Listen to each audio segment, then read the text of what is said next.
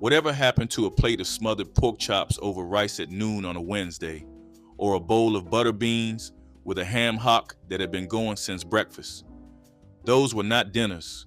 Those were Tuesday lunches, Thursday lunches, the kind of plates that showed up on tables from Memphis to Milwaukee between the 1940s and the 1980s, and then quietly disappeared.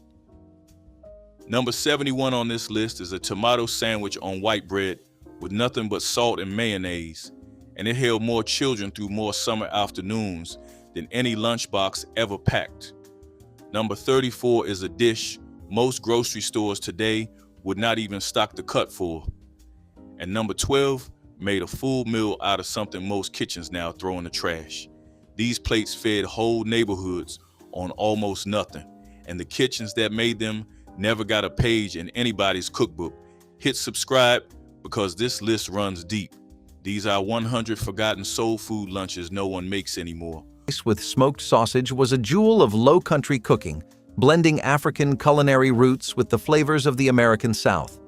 Long-grain rice was simmered in a rich tomato base, seasoned with onions, bell peppers, and garlic, then mixed with slices of smoky sausage that lent depth and aroma to every bite. This dish reflected the legacy of the Gullah Geechee people, whose rice-growing traditions shaped both culture and cuisine along the coastal Carolinas and Georgia. Families passed down their own variations, each one a reflection of local gardens and personal taste.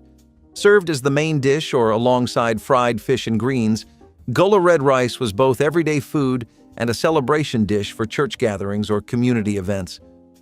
The bold red color and fragrant steam signaled comfort and togetherness, qualities that remain strong in memory even as the recipe becomes rarer on modern tables. For many elders, the scent of simmering red rice still carries the warmth of family and shared heritage. Stuffed collard rolls were an inventive lunch that transformed everyday greens into something hearty and memorable. Large collard leaves were blanched until pliable, then filled with a mixture of rice, onions, and small bits of pork or ham for seasoning. The rolls were tied or folded neatly, then simmered in broth until tender. This dish stretched small amounts of meat across many portions, making it economical yet satisfying. Housewives appreciated the recipe because collards were abundant and inexpensive, while rice added bulk and nutrition. Children sometimes resisted the leafy greens, but usually enjoyed the savory rice filling inside. Adults admired the way this meal turned familiar garden produce into something that felt both substantial and comforting. Stuffed collard rolls reflected both thrift and creativity, carrying influences from African, Southern, and even immigrant cooking traditions. Today, they are seldom seen, but at one time, stuffed collard rolls were a proud symbol of resourcefulness in African-American lunch tables. Collard green and smoked turkey sandwiches were the kind of meal that could keep you full through an afternoon shift and still taste like something made with care at home. Tender greens, slow-cooked with onion, and a touch of vinegar gave each bite a soft tang that balanced the rich smokiness of turkey left to simmer for hours. The sandwich bread was always fresh from a local bakery or a neighbor's oven, and many families would wrap these in wax paper for easy carrying to school or work. In the 1970s, these sandwiches traveled to church picnics, jazz festivals, and union lunch breaks, bringing the same comfort wherever they went. They were not just leftovers pressed together, but a reflection of community cooking where every ingredient stretched to feed more than one plate. People often added a swipe of mustard or homemade hot sauce for an extra kick, though the core of the sandwich needed nothing but the steady flavor of greens and turkey to feel complete. Number 19, hard-boiled eggs. The simplest protein a woman could pack and the most reliable. Boiled the morning of departure, cooled in a basin of well water, then wrapped individually in a scrap of cloth or nestled into a folded handkerchief. Hard-boiled eggs needed nothing. No fork, no plate, no preparation. You cracked the shell on the windowsill or on your knee, peeled it into your palm, and ate it in 3 bites. A pinch of salt from a twist of wax paper was the only seasoning. Eggs were the democracy of the shoebox. Every family packed them regardless of what else was in the box. A woman with a full yard of chickens might pack a dozen. A woman stretching her last coins packed two, one for each child, and went without herself. The yolk crumbled dry and golden after a few hours in the heat, and that was fine. The white held firm. The whole thing weighed almost nothing and took up less space than a biscuit. Children traded them. A boy with 3 eggs and no chicken leg could negotiate. A girl who had already eaten her sweet potato would accept an egg for later, wrapping it back into the cloth and tucking it beside the jar of water at the bottom of the box. By evening, the cloth smelled of sulfur and salt, and that smell meant the food had lasted, which meant the packing had been done right, which meant the woman who had boiled those eggs at dawn knew exactly what she was doing. Fried bologna sandwiches were the working person's delicacy, simple but unforgettable. Slices of bologna hit a hot skillet, curling at the edges until browned and blistered. A little mayonnaise, a few onions, maybe some mustard, and lunch was done. The smell alone was enough to make mouths water, that smoky scent drifting from kitchen to porch. It was the kind of food that fed both children before school and adults before long shifts. Fried bologna sandwiches did not pretend to be fancy. They were honest, salty, and satisfying. Every family had its own way to make them special: extra crispy, doubled up, or served with chips on the side. For many, this was the taste of home and hard work, wrapped in love and grease-stained paper. Some families fried theirs in bacon grease for extra flavor, while others slapped on a fried egg to make it stretch further. You could hear the sizzle and pop as the bologna tightened in the pan, that quick kitchen rhythm every cook knew by heart. They were fast, filling, and faithful, a sandwich that never disappointed, no matter how many times it was made. Fried bologna sandwiches were a reminder that greatness often hides in simplicity, seasoned by memory and the hum of daily life. Cornbread, packed alongside jars of pot liquor, created a lunch both filling and deeply nourishing. Pot liquor, the vitamin-rich broth left after cooking greens with smoked meat, was saved in jars and carried to work sites where it could be sipped or used to soften cornbread. The broth contained iron, vitamins, and essence of whatever pork had flavored the greens, making it nutritionally valuable despite costing nothing. Workers crumbled cornbread into jars and ate the mixture with spoons or drank it directly. This lunch represented the no-waste philosophy of Black kitchens, where nothing edible was ever discarded. Children sometimes drank pot liquor as medicine, understanding it strengthened bodies and warded off illness. The combination traveled well because cornbread stayed fresh for days and sealed jars kept broth safe. Number 23, pot liquor and rice. A cup of leftover rice dropped into a bowl of reheated pot liquor became a full meal in under 5 minutes. The rice soaked up the smoky, salted broth and swelled until the bowl looked twice as full as it had any right to. Families who grew rice or bought it in bulk always had a pot of cold rice sitting in the kitchen, and pot liquor was never thrown away, so the two came together out of pure availability. No seasoning needed. The pork fat and mineral-heavy greens broth did all the work. A piece of cornbread on the side turned it into a 2-course supper that asked for nothing from the store.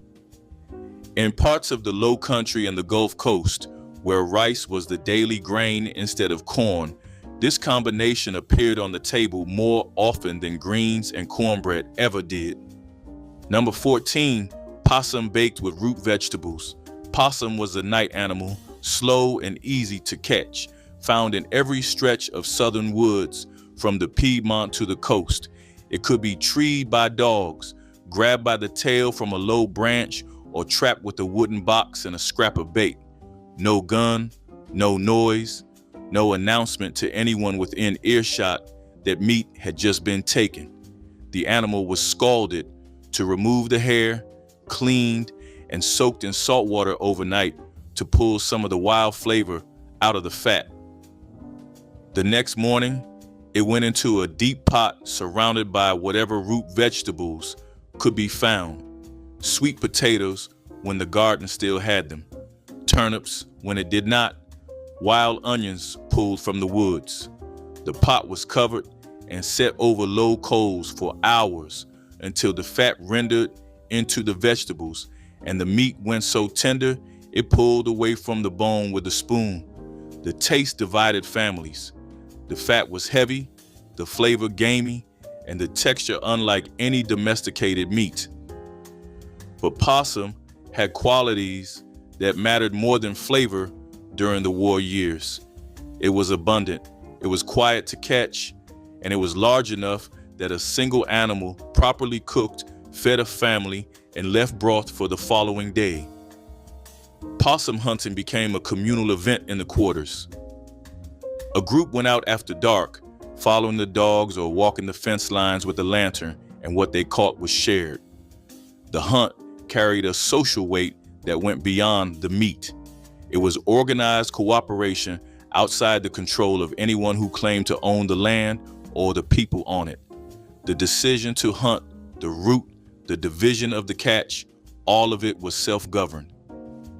After the war, possum suppers became a fixture of Black community life across the rural South.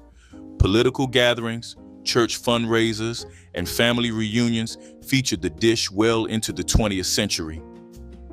The animal that had been survival food during the worst years became celebration food in the decades that followed, not because anyone forgot what it once meant, but precisely because they remembered.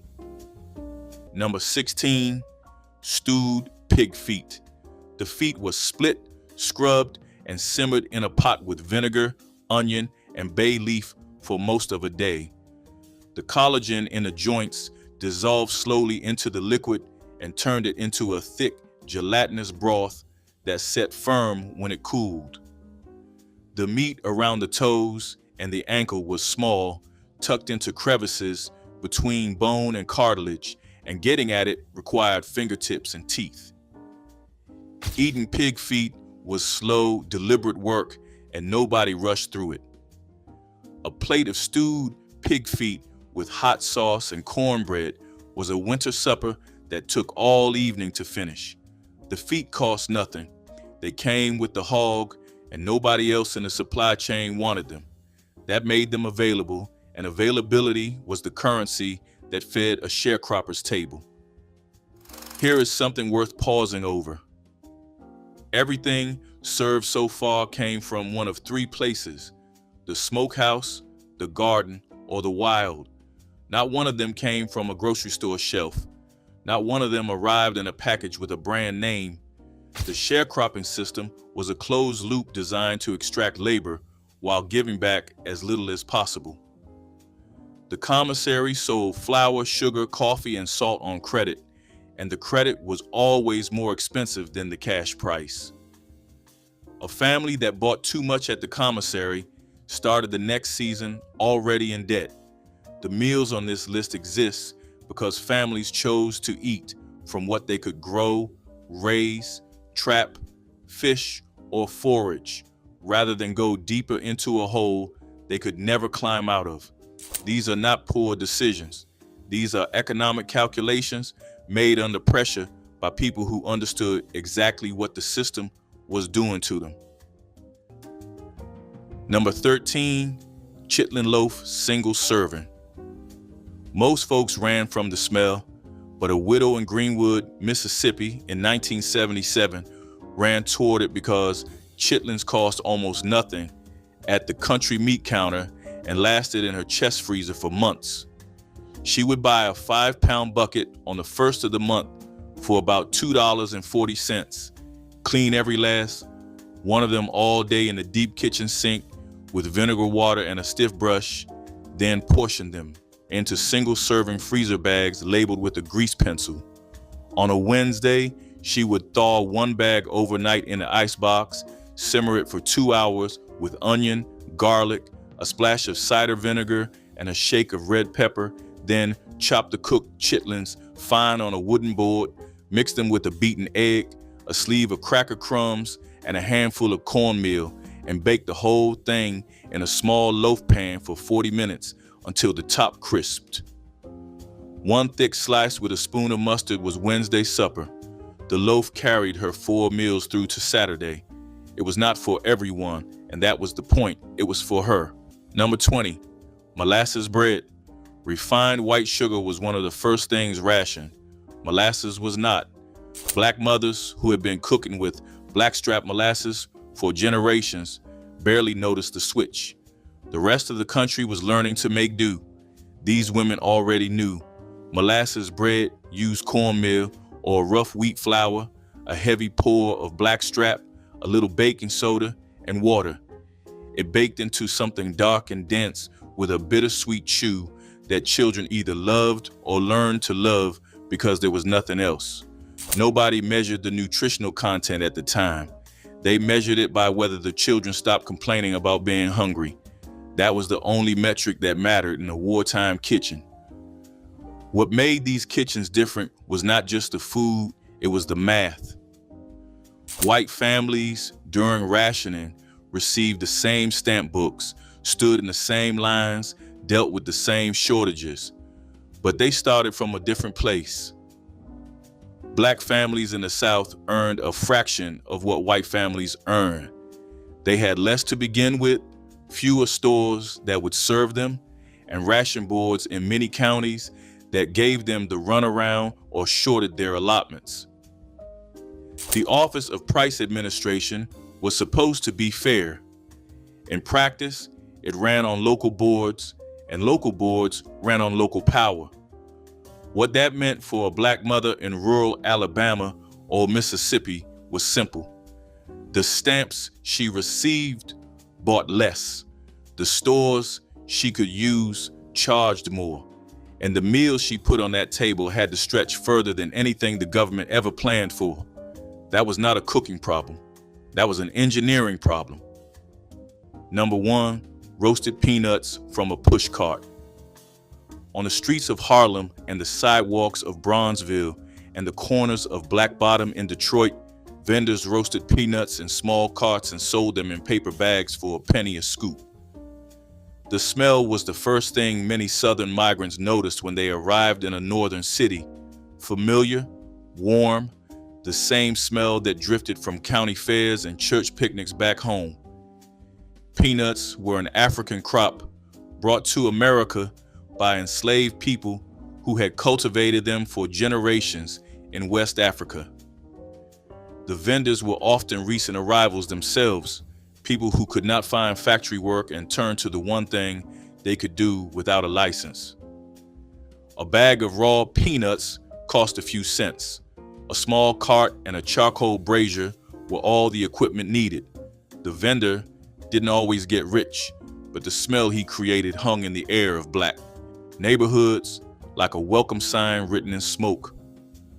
A bag of roasted peanuts bought on a Harlem sidewalk in 1925 was not a snack. It was the first meal in a new world, eaten standing up, still warm. Here is my challenge. Make one of these this week. The black-eyed pea stew, the ham hock and beans, the sweet potato pone, then sit at a table, set a place, eat it slow, because these meals were never about being cheap. They were about carrying an entire culture across 1,000 miles of hostile country and refusing to let it disappear. Share which one you are going to make in the comments. I want to know if the chitlins get more love than the fried catfish. I want to know if anyone's grandmother still argues about yellow cornbread, because these are not just recipes, they are proof that 6 million people can leave everything behind and still bring the most important thing with them, the food that reminds you who you are. There is a woman somewhere in your bloodline who packed a shoebox like Estelle Morris did, who stood on a platform with everything she owned and held on to the recipes she knew. Chicken gizzards were the part of the bird that required the most work and got the least respect. Tough, dense, requiring long braising before they surrendered. Hen, and in most households, they were quietly the cook's private reward, set aside before the rest of the chicken went elsewhere. In the 1950s and 60s, a pound of gizzards cost nearly nothing at the butcher, which meant they appeared regularly in Black Southern kitchens as a weeknight protein nobody glamorized, but everybody ate. The trick was time. You couldn't rush a gizzard. It had to braise low and slow in seasoned stock until the muscle finally relented and the texture became something between tender and chewy that no other part of the chicken could replicate. The brown gravy built from the braising liquid went over rice, and the gizzards sat in it, dark and densely flavored. Children complained about them. Adults ate every last one. And when the grandmothers who braised them every Wednesday stopped cooking, gizzards simply slipped off the weeknight table without anyone quite deciding to stop. Number 11, red rice. In the low country of South Carolina and Georgia, Gullah Geechee families made a one-pot rice dish that traced its origins directly to West African jollof rice. You cooked rice in a pot with tomatoes, onions, and whatever pork you had. The tomatoes stained the rice a deep reddish color, and the pork fat gave it a richness that plain rice could never match. Red rice was the Monday meal, the leftovers meal, the feed everyone with what you have meal, a cup of rice, a can of tomatoes, and a small piece of pork. That was the whole thing. Gullah Geechee communities kept this dish alive for 300 years without ever writing it down. Their ancestors had been kidnapped from the rice-growing regions of West Africa precisely because they knew how to cultivate it. The crop that made their enslavers rich was the same crop that fed them when they had nothing else. Chitlins with hot pepper vinegar was a Christmas dish requiring days of preparation and representing the ultimate example of making treasure from what others discarded. Chitlins, cleaned hog intestines, were given to enslaved workers after butchering because white families refused them. The cleaning process was intensive, requiring multiple soakings in cold water. Once cleaned, chitlins boiled for hours until tender, then served with vinegar spiked with hot peppers that cut through the richness. The powerful, distinctive smell filled quarters with an aroma announcing the holiday. Preparing chitlins was communal, with women gathering to clean and cook while sharing stories and songs. The dish carried African roots, connecting enslaved people to foodways their ancestors practiced before the Middle Passage. Eating chitlins at Christmas became an act of cultural preservation, a way of maintaining identity and community bonds that slavery sought to destroy. Country-style meatloaf patties brought the comfort of a Sunday dinner into the weekday noon hour. Instead of baking one large loaf, thrifty cooks shaped seasoned ground beef and pork into small patties that pan-fried quickly in cast iron. The sizzling patties were then topped with a simple tomato gravy made from garden tomatoes, onions, and a pinch of brown sugar to balance the tang. This approach saved time and stretched limited ingredients further, allowing families to enjoy the taste of meatloaf without waiting for a long oven bake or using too much fuel. Children often grabbed a warm patty between slices of bread for an easy sandwich, while adults savored them beside buttered greens or a scoop of mashed potatoes. The smell of tomato gravy bubbling on the stove filled homes with a warmth that lingered well beyond lunch. Even today, the memory of those savory patties and the way they brought everyone to the table lives on in family stories and faded recipe cards tucked inside old kitchen drawers. Boiled okra and rice bowls were one of the simplest midday meals, stripped down to nothing but essentials. Fresh okra pods were boiled until soft, then spooned generously over hot rice with a little salt and sometimes a splash of hot sauce or vinegar. The texture was slippery and not to everyone's taste, but the dish filled stomachs when little else was available. Housewives leaned on it because okra and rice were cheap and easy to prepare quickly, making it a dependable option when other ingredients were scarce. Children sometimes turned their noses up at the sliminess, but many grew up with it as a familiar part of daily life. Adults appreciated the steady nourishment and the ease of cooking something so simple. Though plain compared to other lunches, boiled okra and rice represented survival and thrift, proving that even the most basic foods could sustain families through lean times. Today it is nearly forgotten, but once it was a staple. Hot water. Cornbread sliders brought a playful twist to a Southern classic by turning humble fried cornbread into a handheld sandwich. The batter was made with boiling water poured over seasoned cornmeal, stirred until thick, and shaped into small patties that crisped beautifully in hot oil. Once golden, the cornbread rounds were split and stuffed with leftover greens, slices of smoked meat, or even a smear of homemade relish. These sliders became a clever way to stretch leftovers while delivering a satisfying crunch and warm corn flavor in every bite. They were portable enough for school lunches, factory shifts, or church outings, and families loved how quickly they could be made with ingredients already on hand. In the 1970s, you could find them at potlucks or tucked into picnic baskets, where they stood out for both creativity and taste. Simple, filling, and full of history, these sliders proved that the best lunches often start with the simplest traditions made fresh again. Number 14, fried catfish wrapped in newspaper. Catfish was the river fish of the South.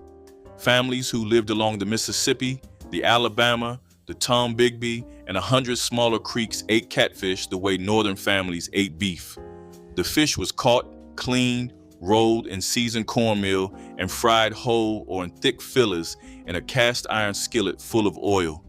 For the shoebox, it was fried hard, harder than you would fry it for a sit-down supper. Soft fish would not survive 12 hours in a cardboard box. The thick cornmeal crust sealed the moisture in and created a shell that held together even after the fish went cold. Then it went into a double layer of newspaper, which pulled the grease out slowly and kept the rest of the food clean. Eating fried catfish on a moving train took patience. The bones were small, sharp, and everywhere. A mother had to watch every bite a child took, pulling bones out with her fingers, handing back the cleaned piece. This was not a meal you ate while dozing. It demanded full attention, which meant catfish was strictly a daytime food, eaten while the window light was strong enough to spot every bone. The newspaper wrapping served a second purpose. In many families, that newspaper was a black newspaper, the Chicago Defender, the Pittsburgh Courier. These were the same papers that had been telling Southern families for years that the North had jobs, that the factories were hiring, that the schools did not separate children by color. The paper that wrapped the catfish on the train was often the very paper that had planted the idea to leave in the first place.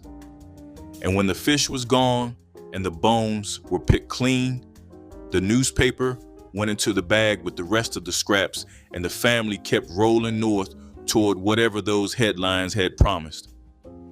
Here is something that should be said plainly. The shoebox lunch exists because of racism. There was no other reason. A family riding the Illinois Central from Jackson, Mississippi to Chicago could be on that train for over 20 hours. There were dining cars on that train. There were station restaurants at every stop, and black passengers were turned away from all of them, not sometimes, every time. The Green Book, published starting in 1936, listed the handful of places along certain routes where a black traveler could buy a meal or use a restroom. But most routes had gaps that stretched for hundreds of miles. So the women cooked, they packed, they wrapped, they turned a shoebox into a kitchen that traveled 1,000 miles without refrigeration, without a table, and without a single complaint from the children who ate out of it. What you are hearing is not a list of recipes, it is a list of solutions to a problem that should never have existed. Fatback and biscuit lunches were the taste of endurance, salty and rich and made to last. Strips of cured pork fat were fried crisp, tucked into warm biscuits fresh from the oven. The combination was pure satisfaction, a crunch of salt followed by the soft, buttery crumble of bread. It was food for field hands, factory workers, and anyone who needed fuel that stayed with them. Wrapped in wax paper, It fit neatly into pockets or pails, ready for long days and short breaks. It was greasy, humble, and made with pride. Fatback and biscuit lunches reminded every worker that they were valued, that home was never far even when miles away. It was the taste of effort rewarded, a meal that proved strength came not just from hard work, but from knowing how to feed it. Sometimes molasses or mustard was added for a touch of sweetness or spice, and each bite told a story of resourcefulness. These biscuits carried love as surely as they carried flavor, baked early in the morning by hands that knew routine and care. Fatback and biscuit lunches were the original power meal, built from grit, faith, and the timeless hunger for something that truly satisfies. Bean sandwiches turned leftover pinto or navy beans into portable lunches that provided complete protein. Families mashed cooked beans with a fork, seasoned them with salt, pepper, and whatever hot sauce was available, then spread them between bread slices. The beans had often been cooked with ham hocks or fatback, carrying those flavors into the sandwich. This lunch cost almost nothing because dried beans were among the cheapest foods available, and leftovers stretched Sunday dinner into Monday lunch. Children carried these to school while adults took them to factories and fields. The texture was soft and filling, each bite delivering the earthy richness of slow-cooked beans. Bean sandwiches represented the practical genius of Black kitchens where nothing was ever discarded. Cornbread and onion gravy. When the meat was gone and the icebox held nothing but a bag of onions, a woman could still put supper on the table. She sliced the onions thin, dropped them into a skillet with whatever grease was left from the last meal, and let them cook low and slow until they went dark and soft and sweet. Then she stirred in a spoonful of flour, added milk or water, and cooked the gravy until it thickened enough to coat the back of the spoon. Poured over a split piece of cornbread, that was the meal. No meat, no vegetable besides the onion. Nothing in the pot that cost more than a few cents. But the taste told a different story. The long-cooked onions carried a sweetness that tricked the tongue into thinking something richer was involved. The gravy had body. The cornbread soaked it up and turned heavy and warm. A child who ate onion gravy over cornbread for supper did not walk away from the table feeling cheated. Onion gravy was the meal that appeared in kitchens from Alabama to the south side of Chicago when the week had stretched longer than the paycheck. It never announced itself as poverty food. It tasted too deliberate for that. The hand that made it took the same care with 4 onions that another cook might take with a roast. That was the discipline, not just feeding people, but making them feel fed. The women who made it never wrote the recipe down because there was nothing to write. Onions, grease, flour, liquid, cornbread, 5 things. But the ratio changed every time depending on what was in the house and how many mouths needed feeding. The meal adjusted itself to the night. By the time a younger generation moved to cities where onion gravy appeared as a side item on a restaurant plate, the original version, the one that was the whole plate, had already slipped out of common memory. The dish survived in steakhouses. Its original purpose did not. Number 24, poke salad. Pokeweed shoots picked young in the spring before the stems turned purple and the leaves grew bitter with poison. The raw plant could make a person violently sick, and everyone who gathered it knew that. The greens had to be boiled in at least 2 changes of water, sometimes 3, each pot drained and refilled until the toxins washed out, and what remained was tender, dark, and faintly slippery, like spinach with more weight behind it. Poke salad was scrambled with eggs when eggs were available, or eaten plain with cornbread and pot liquor.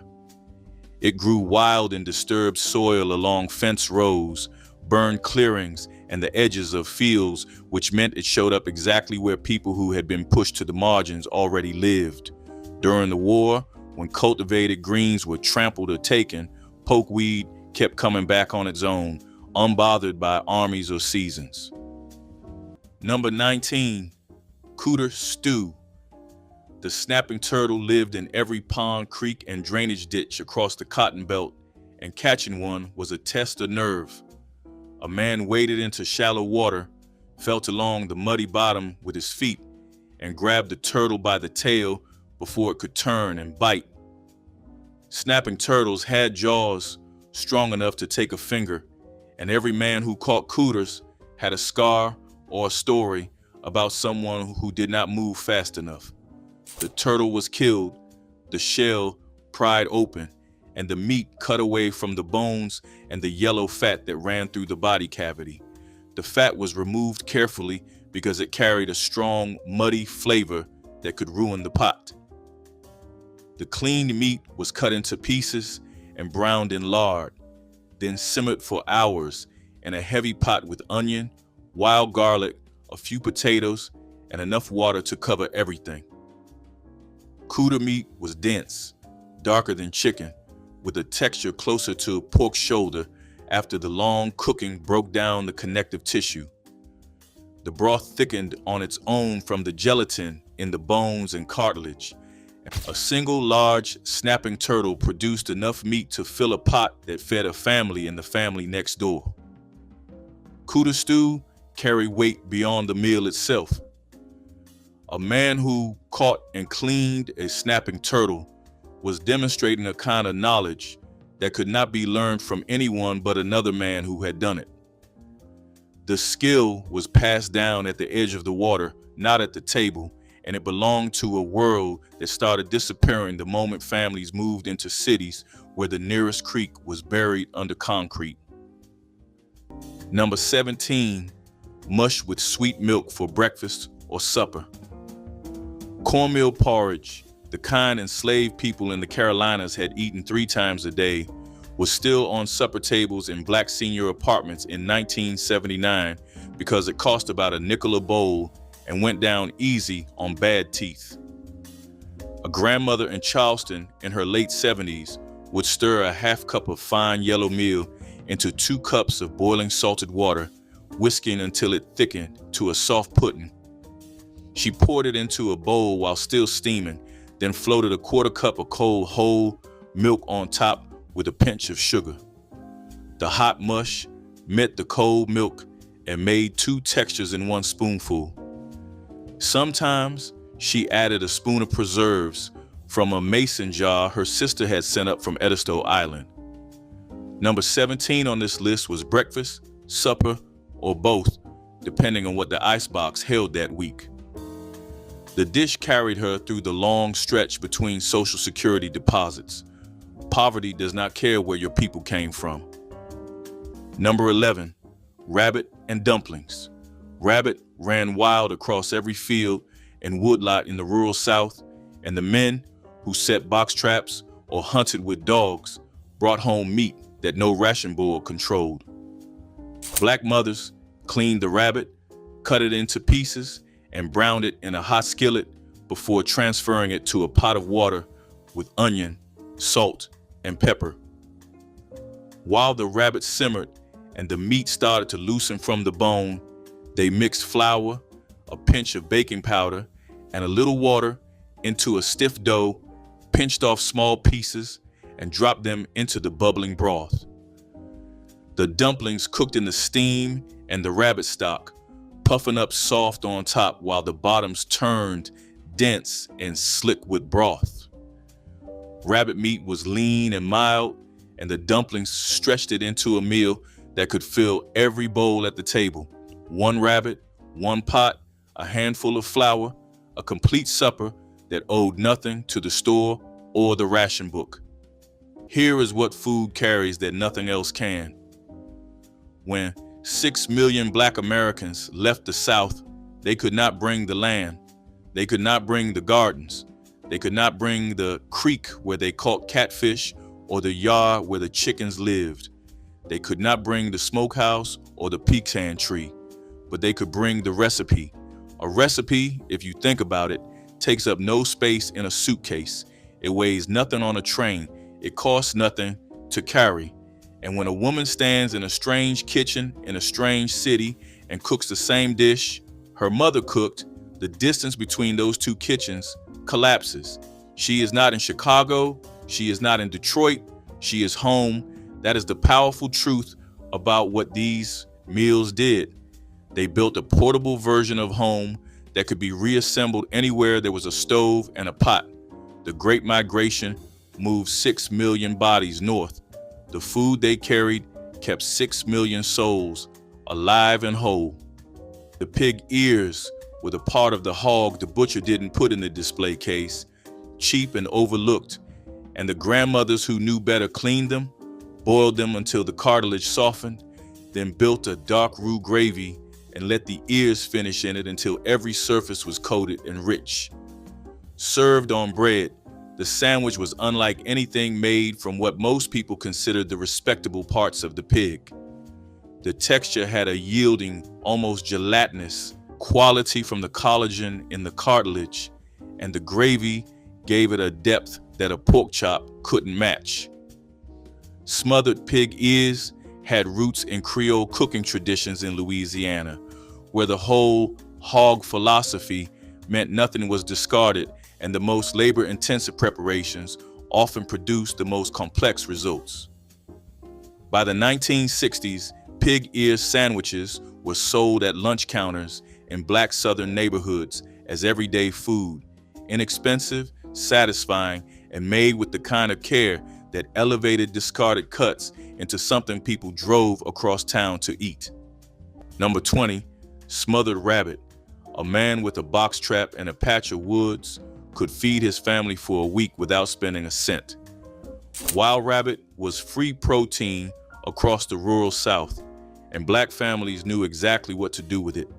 You cleaned the rabbit, cut it into pieces, dredged it in seasoned flour, browned it in a cast iron skillet, then covered it with onions and a little water and let it simmer until the meat fell off the bone and the onions dissolved into a thick brown gravy. In rural Mississippi, boys as young as 8 ran trap lines before school. They brought home rabbit, squirrel, and sometimes possum. Their mothers turned each catch into something that tasted like it belonged on a Sunday table. By the 1960s, as families moved to cities, the tradition faded. But in the deep country, there are still grandmothers who can smother a rabbit with nothing but flour, onion, and thyme. Roasted raccoon was a Christmas dish for families skilled enough to trap the clever animals raiding corn cribs after dark. Raccoons were fatty and flavorful, their meat rich from autumn foraging on nuts and berries. The animal was skinned, cleaned, and often parboiled before being roasted slowly with sweet potatoes.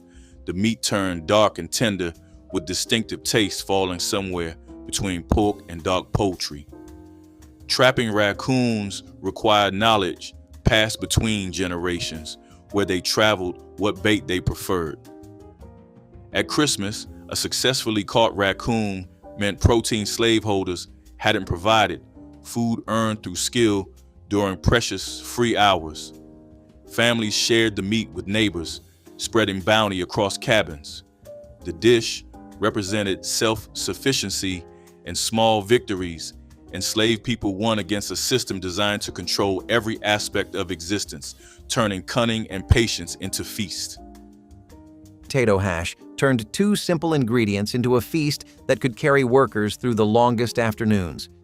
Tender turnip greens, chopped and lightly salted, were cooked down with diced potatoes in a skillet slicked with pork drippings or bacon fat. Onions added sweetness, while a dash of vinegar at the end brightened every bite. This meal made excellent use of garden vegetables that were cheap, plentiful, and easy to grow even in poor soil. Grandparents remembered gathering fresh greens early in the morning and frying them up before heading to the fields or the factory floor.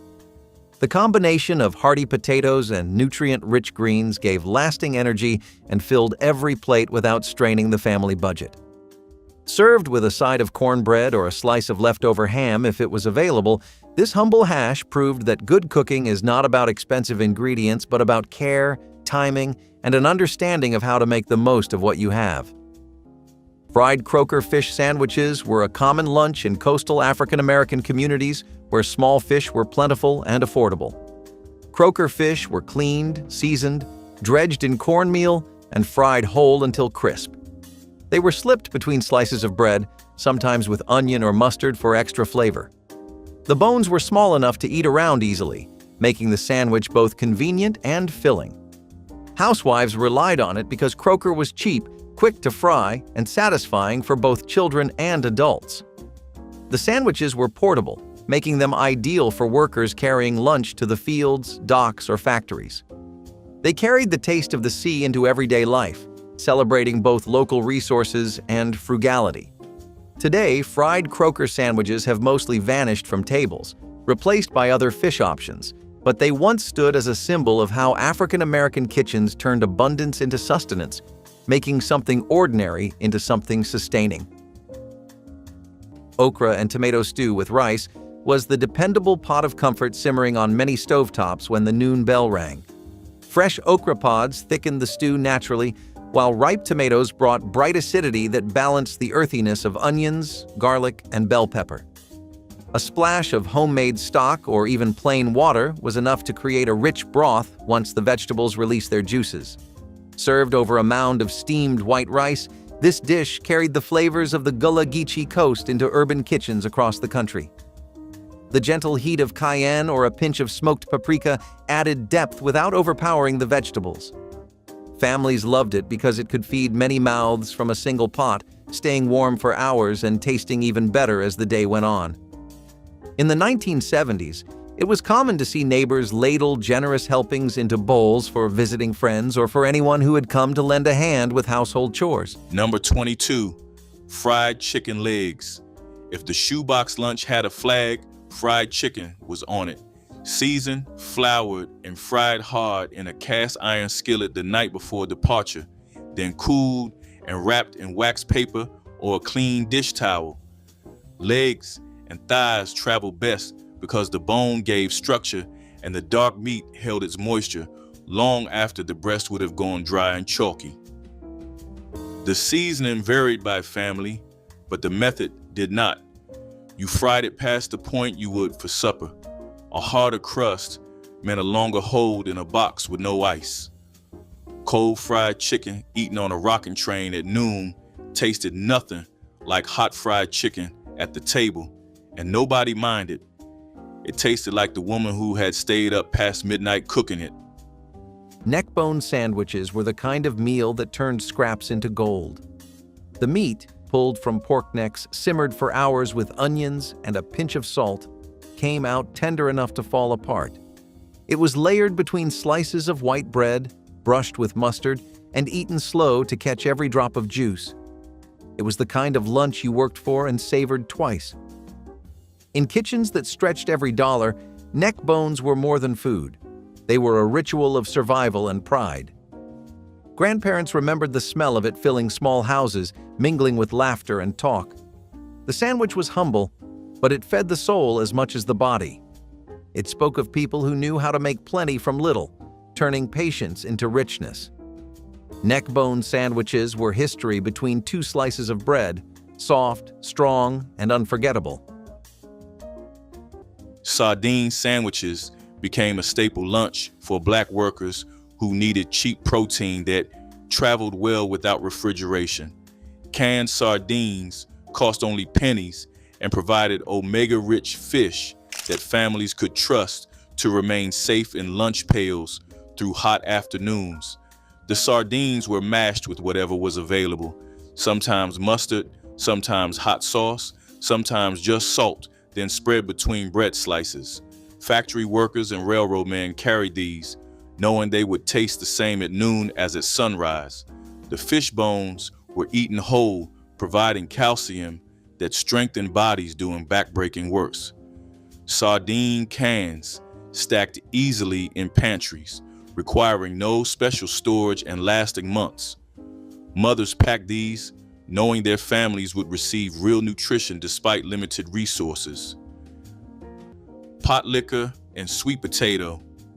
When a few sweet potatoes sat in the bin and last night's pot liquor sat on the back of the stove, this meal built itself. You peeled the sweet potatoes, cut them into rough chunks, and dropped them into the reheated broth. They simmered until they went soft enough to break apart with a spoon and the starch thickened the liquid into something closer to stew than soup. The sweetness of the potato played against the smoky, salted pork flavor, and a piece of cornbread on the side soaked up whatever pooled at the bottom of the bowl. Nothing in this meal came from the store. The pot liquor was already made. The sweet potatoes grew in the yard. Together, they became a bowl that carried more substance than either one managed alone, and no one at the table needed to be told what it was. Number 15, rabbit, snared with twine, trapped with a wooden box propped on a stick, or run down by hand in an open field. Rabbit was the most available wild meat in the wartime South. It required no gun, no shot, no powder, nothing that was being rationed or confiscated by military authorities. A rabbit could be skinned and cooking over a fire within the hour. During the war, when the sound of a gunshot in the woods could draw patrols and foraging parties, silent trapping became the safest way to put meat on the table. The meat was lean, almost too lean without some fat to cook it in, but a rabbit stewed slowly with wild onions and whatever root vegetables could be pulled from the ground was a real meal at a time when real meals were running out fast.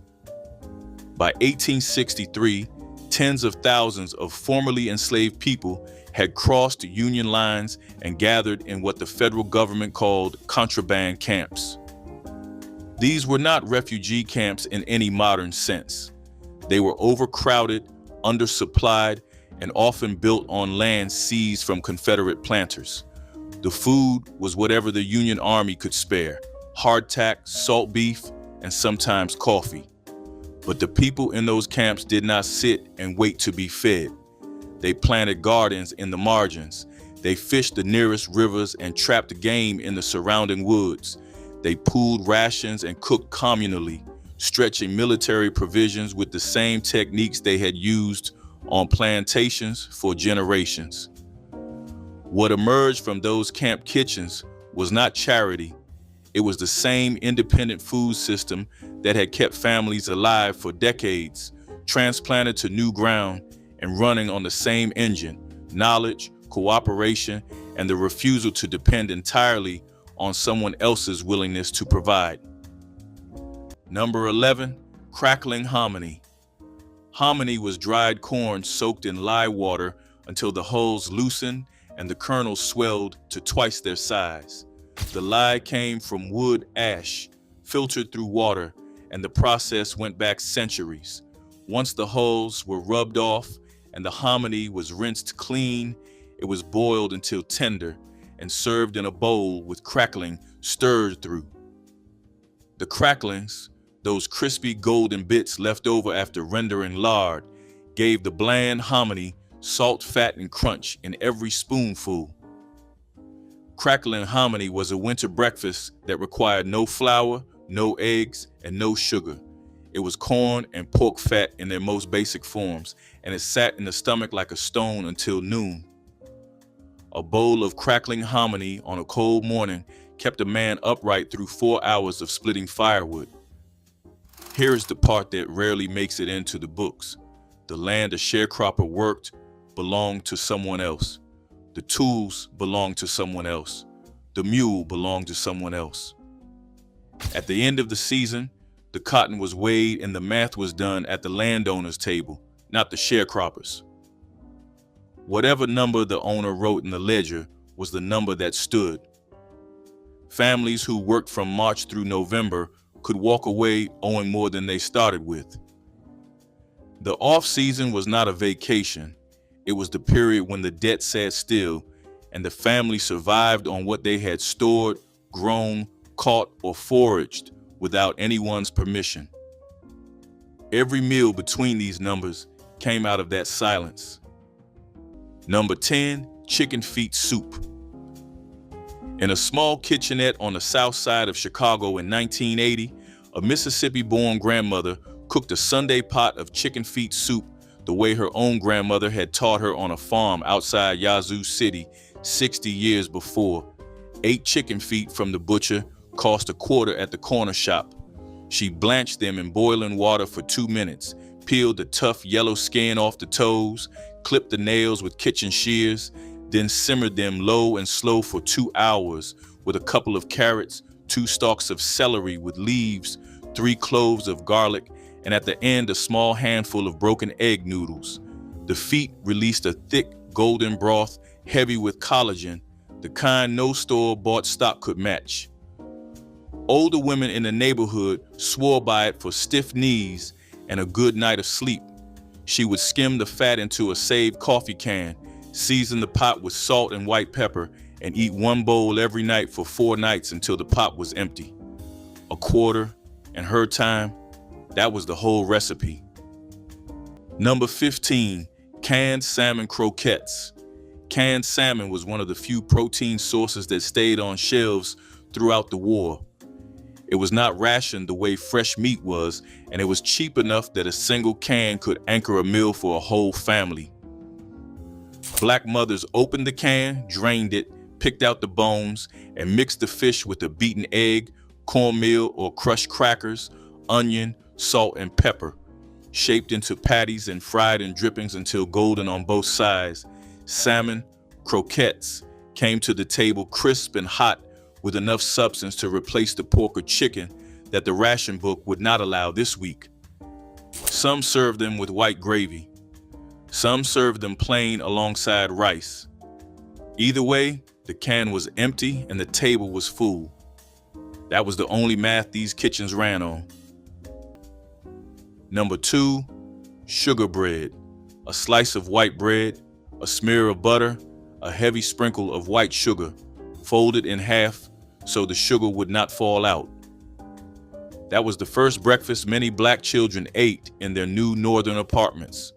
Not because their mothers did not know how to cook, because the kitchen was empty, because the move had cost every dollar, because the first paycheck had not arrived.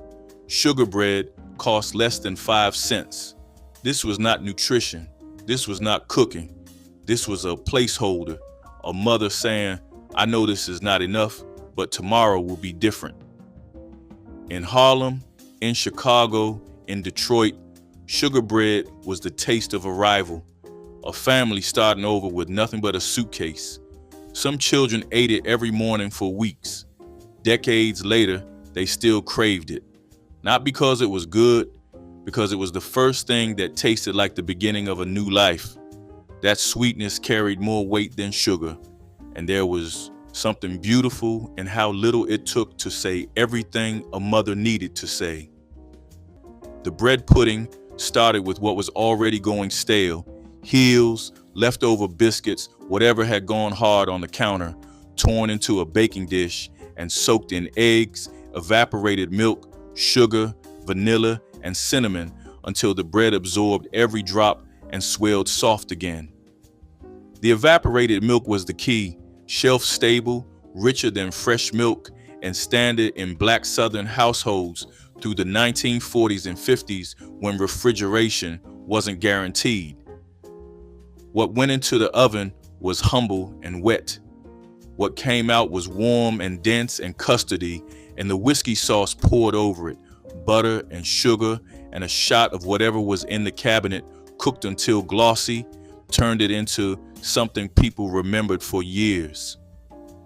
This was a New Orleans dessert tradition carried through black households along the Gulf Coast that never needed a written recipe because the proportions lived in memory. When she was gone, the people who loved her found the bread pudding was the first thing they couldn't replicate. They had watched her make it 100 times. They still couldn't find the right amount of anything. Smothered breakfast potatoes were the skillet hero of 1960s mornings, a dish that stretched a handful of ingredients into something big enough to feed everyone. Mothers sliced the potatoes thin, letting them hit the hot grease before adding onions, peppers, salt, and a little black pepper for heat. The skillet hissed, the house filled with the scent of frying potatoes, and sleepy children wandered into the kitchen even before they were called, the potatoes softened and browned, edges crisping, onions turning sweet, and the peppers melting into the mix. This was a breakfast you could eat alone or beside eggs, biscuits, or sausage, and it never disappointed. Mothers loved it because it was dependable and cheap. Children loved it because it tasted like comfort, disguised as something simple. A plate of smothered potatoes could fuel a child until lunch, carrying them through long mornings at school or long walks down dusty roads. Over the years, frozen hash browns and faster options took its place, but nothing compares to the taste of potatoes cooked slow in a cast-iron skillet by a mother who knew exactly when to turn them. For those who remember, one spoonful brings back the sound of sizzling grease and the warmth of a kitchen where breakfast meant love made visible. Rabbit stew appeared on Christmas tables when enslaved men managed to trap rabbits in woods surrounding the plantation during scarce personal hours. Rabbits were skinned quickly, cut into pieces, and simmered with wild onions and root vegetables, saved from fall gardens until meat fell from bone. The stew was thin by necessity, never enough fat to make it rich, but hot and filling, warming bellies on the coldest nights. Rabbit hunting required skill passed from fathers to sons, knowledge of where rabbits ran and how to set snares without detection. The meat was lean and mild, absorbing whatever flavors the cook added while providing precious protein regular rations lacked. Families gathered around the single pot, each person receiving a share ladled into whatever vessel they owned. The stew represented self-reliance and small freedoms enslaved people carved within the brutal system, the ability to provide something extra through their own labor and knowledge. Stewed black-eyed peas with ham bone stood as a quiet but powerful example of frugality meeting flavor. A single smoked ham bone, saved from a previous meal, was enough to enrich a whole pot of peas with deep, smoky notes. The peas simmered slowly with chopped onions, celery, and a bay leaf until tender, their earthy taste blending perfectly with the broth. Cornbread on the side turned the dish into a complete lunch that filled stomachs and kept energy high through long afternoons of farm work or factory shifts. Grandparents spoke of how nothing was wasted and how even a leftover bone could nourish a large family when treated with patience. This humble meal carried the history of West African foodways and Southern resilience, proving that a dish born of necessity could be every bit as delicious as a costly feast. Each spoonful told a story of perseverance and community strength that still resonates for those who cherish these old kitchen traditions. Vegetable chow chow sandwiches were one of the thriftiest lunches found in African American homes. Chow chow, a tangy relish made from cabbage, peppers, onions, and green tomatoes, was chopped finely and preserved in jars. Spread thickly on bread, it became a quick sandwich filling that was sharp, colorful, and inexpensive. Families often made chow chow during the summer harvest, ensuring jars lined the pantry shelves for the year ahead. When meat was unavailable or too costly, chow chow sandwiches provided a burst of flavor that made plain bread into a meal. Children might have found the relish too strong, but adults appreciated its tang and variety. The sandwiches carried both the taste of summer gardens and the practicality of preservation, reflecting how African American kitchens stretched harvests through the seasons. Today, chow chow is rarely remembered outside of Southern cooking, but once vegetable chow chow sandwiches were a resourceful and flavorful way to keep lunch simple yet satisfying. Ham hock and collard soup cups were the kind of lunch that drew people from every direction the moment the aroma began drifting out of church basements and city markets. Collard greens simmered for hours with smoked ham hocks until the broth turned deep and flavorful, rich with a savory balance of salt and smoke. Volunteers would ladle the steaming soup into sturdy styrofoam cups that fit perfectly in a pair of hands, chilled by winter air. Each sip warmed the body and offered a taste of the kind of care that only long simmering can create. These cups of soup were inexpensive, filling, and easy to carry, making them a favorite at fundraisers where neighbors swapped stories while standing in line. In the 1970s, it was not unusual to see whole families gathered on the church lawn enjoying this simple comfort before heading back to work or school. It was food built from patience and generosity, a recipe that gave as much warmth to the spirit as it did to the stomach. Number 24, syrup sandwich. 2 slices of white bread with cane syrup poured between them, wrapped tight in wax paper before the syrup could soak through. This was poverty food even by shoebox standards, but it traveled. Children loved it because it was the closest thing to candy their mothers would allow on the train. The syrup came from whatever was on hand. Ribbon cane if the family was from Louisiana or Mississippi. Sorghum if they came from further east. The bread absorbed the syrup slowly, and by the time a child unwrapped it on the train, the whole thing had turned soft and sticky and sweet in a way that made the mess part of the pleasure. What mattered was that it cost almost nothing, kept a child from crying, and fit flat in the corner of the box next to the real food. Red beans and rice plates were slow-cooked comfort served in generous scoops. The beans simmered for hours with bits of ham bone, garlic, and bay leaf, thickening into a creamy stew that filled the air with promise. Served over rice, it was a meal that could feed a family for days, stretching every dollar without losing flavor. It was lunch, dinner, and sometimes breakfast too, a dish that fit every moment of need.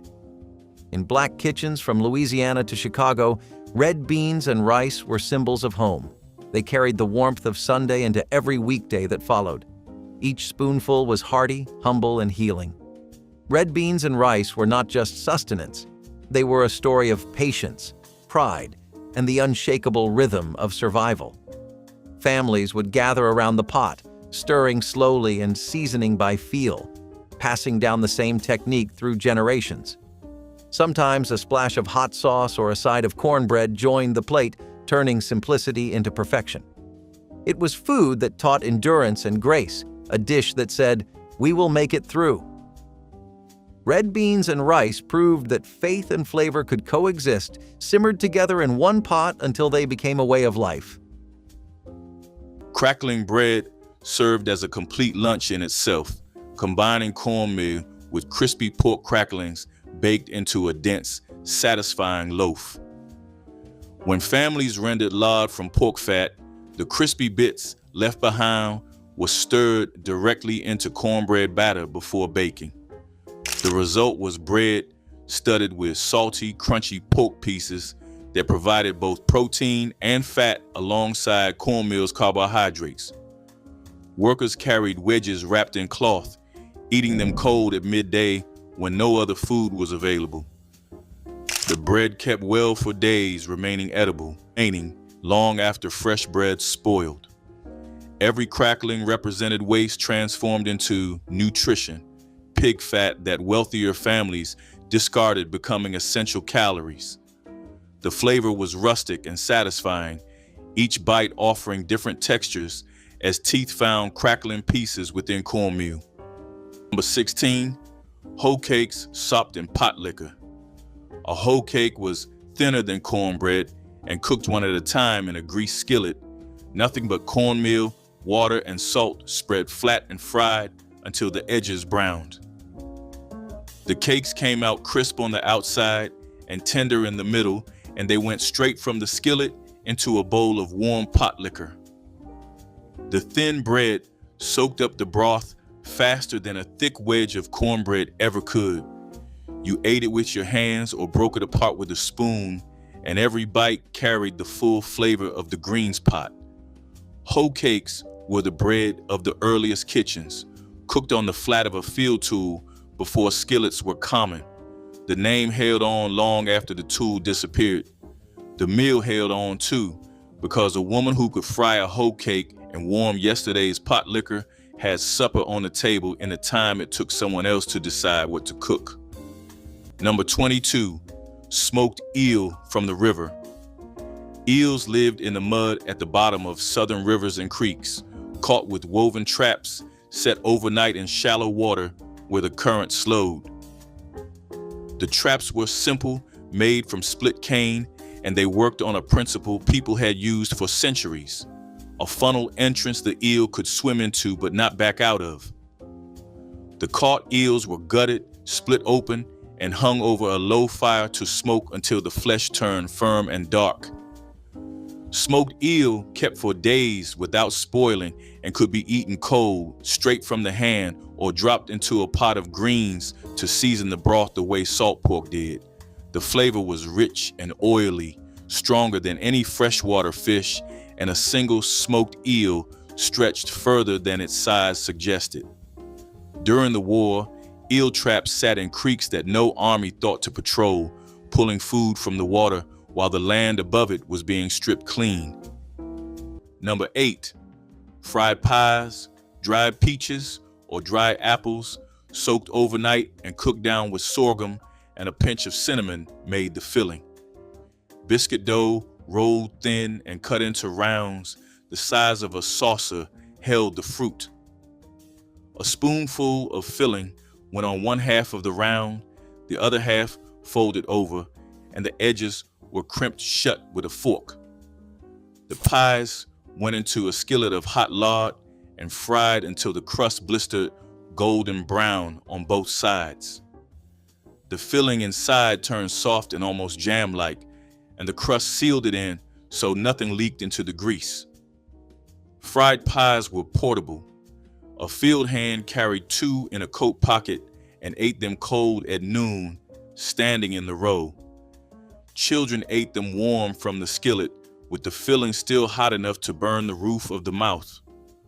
A woman who put up enough dried fruit in the fall could make fried pies all winter, and a fried pie in January held the memory of a peach tree in August. Number 12, pinto beans and water cornbread.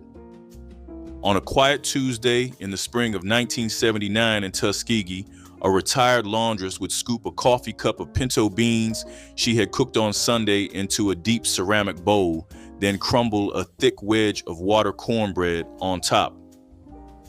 The cornbread was nothing but yellow meal, a half teaspoon of salt, and a stream of boiling water stirred together, dropped by the spoonful into bacon drippings, and fried into a flat brown patty with crisp, lacy edges.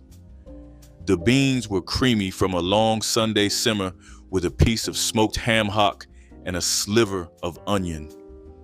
She poured a tablespoon of the warm bean liquor over the cornbread crumble to soften it, then mashed the whole thing together with the back of her fork until the bread soaked up the broth.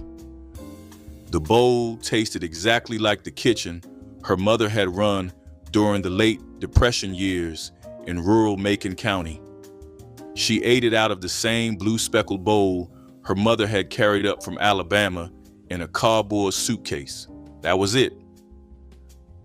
By the way, if any of these meals are calling you back to your kitchen, I put together a recipe guide with the proper ratios for 1 or 2 people. The link is in the description below. Number 18, neck bone stew. Smoked neck bones sat in a cheap bin at the butcher counter because there was barely enough meat on them to justify the effort. Black mothers saw something else. They bought them by the pound, brought them home, and simmered them in a heavy pot with onion, celery, potatoes, and whatever root vegetables the garden offered. The bones gave up their collagen slowly, turning the broth thick and silky, while the small pieces of meat clinging to the vertebrae grew tender enough to fall away at the touch of a spoon. The marrow melted into the liquid and enriched everything it touched. A pot of neck bone stew started in the morning, fed a family through supper, and left enough for the next day. The bones cost so little that some butchers practically gave them away. The stew they produced tasted like it had no right to be that good for what it cost. That gap between price and flavor was where black mothers did their best work. Number 5, oxtail stew. Oxtails were another cut that black families claimed because nobody else wanted them. In northern butcher shops, they cost less than 20 cents a pound through the 1950s. You browned them in a heavy pot, added onion, garlic, carrots, and potatoes. Then you waited 3 hours minimum. The collagen broke down slowly, turning the broth into something almost sticky with richness. The meat when it released from the bone, melted on your tongue. In the boarding houses of Detroit and Chicago, oxtail stew was a Sunday dinner that started in the morning and was served at 3. The smell drew boarders to the kitchen hours before the meal was ready. A single pot served 10 people because the broth was so rich that a modest portion satisfied. Oxtail stew was patience turned into supper, the way a woman's years in the kitchen turned into wisdom. It could not be rushed. It could not be faked. The people who made it learned from people for whom slow cooking was not a technique. It was a way of life. It was about making something discarded into something you fought over. The smothered chicken wing, browned hard in the same cast iron before a roux built up in the drippings, the fat darkening with flour before onion went in, then stock, then the wings buried beneath it all to cook low and slow until the meat pulled from the bone without resistance. This was Depression-era method that stayed in these kitchens long after prosperity arrived, the practice of making a throwaway cut taste like it had been labored over all day because it had.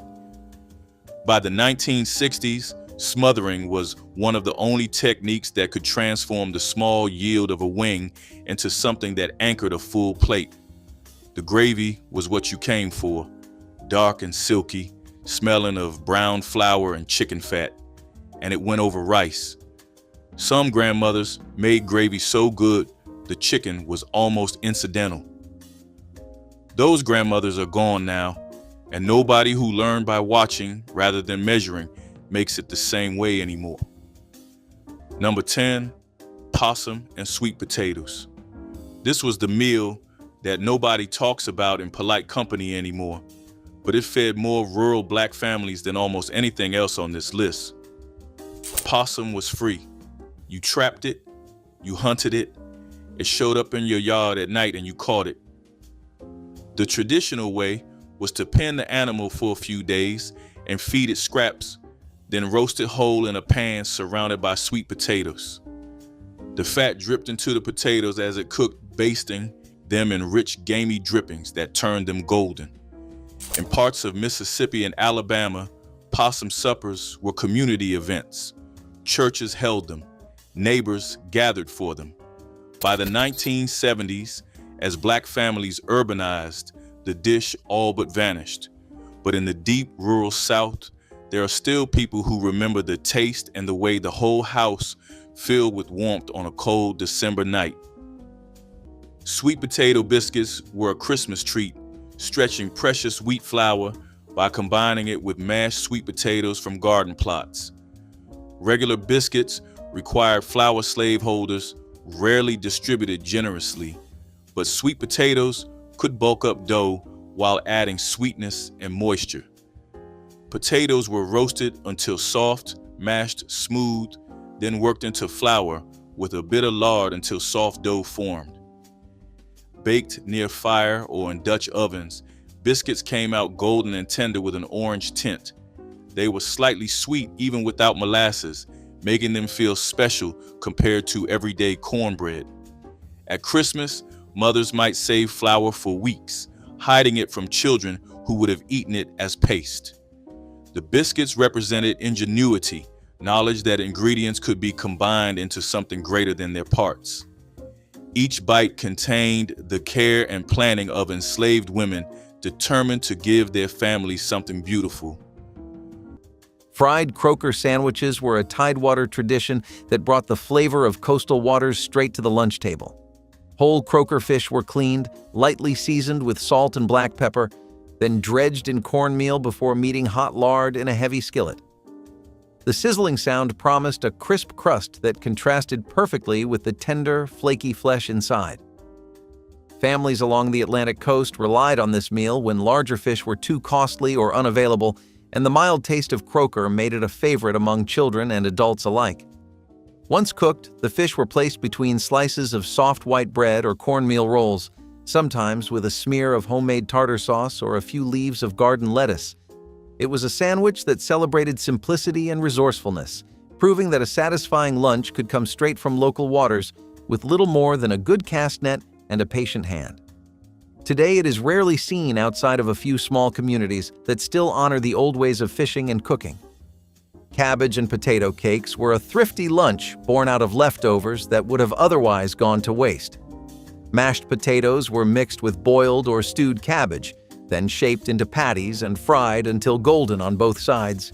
The cakes were served hot, often with a slice of bread or cornbread on the side to make the meal more filling.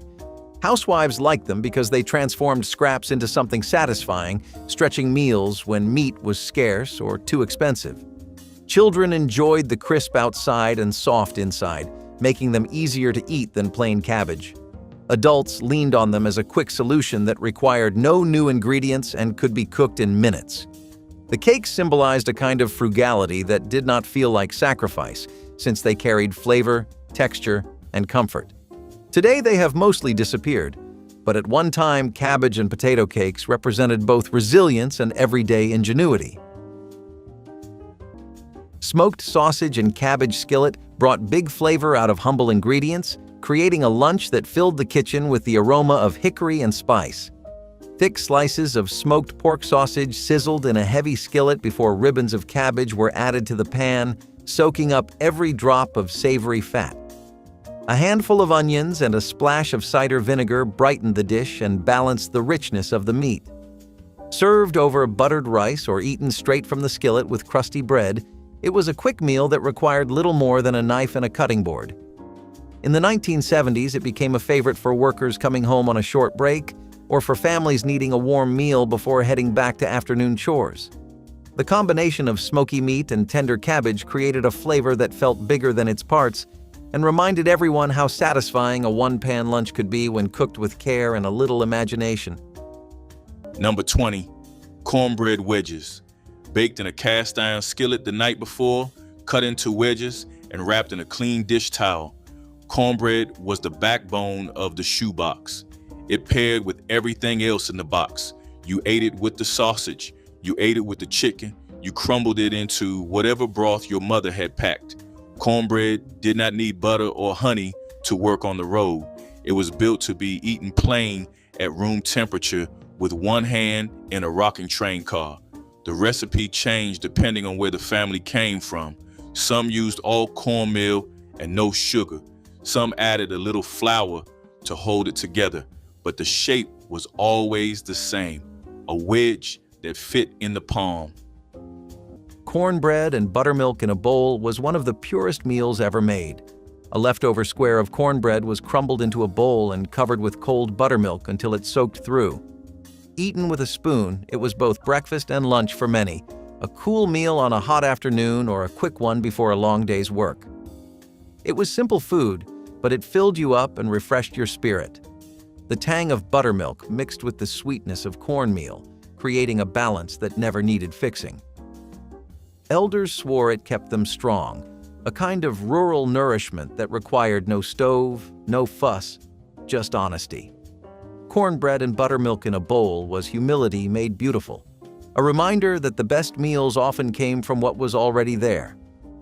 The sound of the cornbread crumbling and the first splash of buttermilk was comfort itself. It was a farmer's lunch, a grandmother's wisdom, a child's first taste of simplicity done right. Some added a sprinkle of sugar or black pepper for extra bite, but it never needed help to shine. Cornbread and buttermilk in a bowl was proof that real satisfaction came from patience, thrift, and the flavor of home.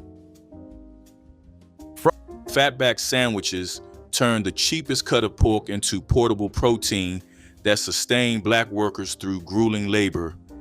Thick slices of salted fatback were fried until edges crisped and fat rendered, then placed between bread slices while still warm.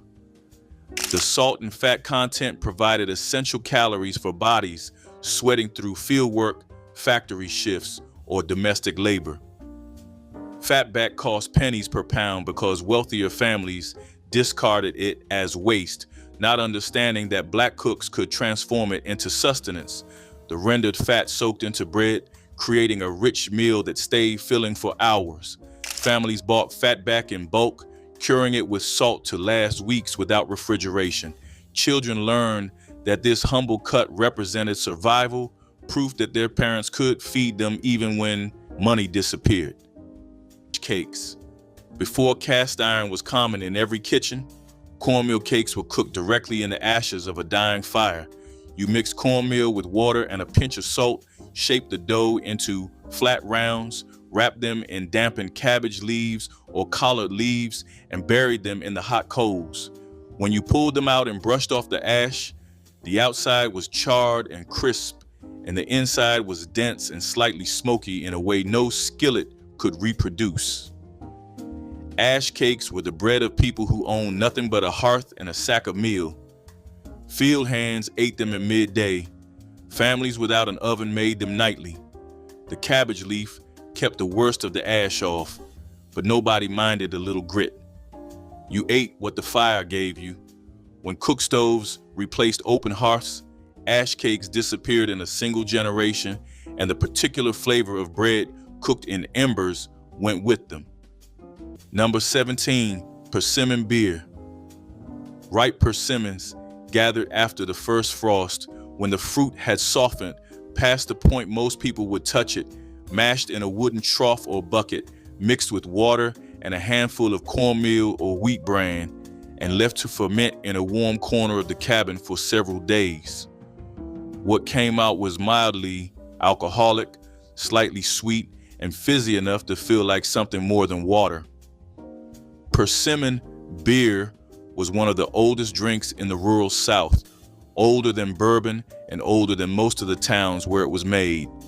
During the war, when coffee was gone and tea was a rumor and clean water meant walking to a spring that might not be safe, persimmon beer was flavor and comfort pulled from a tree that nobody owned and nobody could confiscate.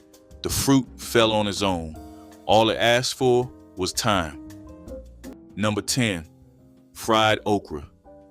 Okra grew fast in the southern heat and produced pods from June through September without stopping.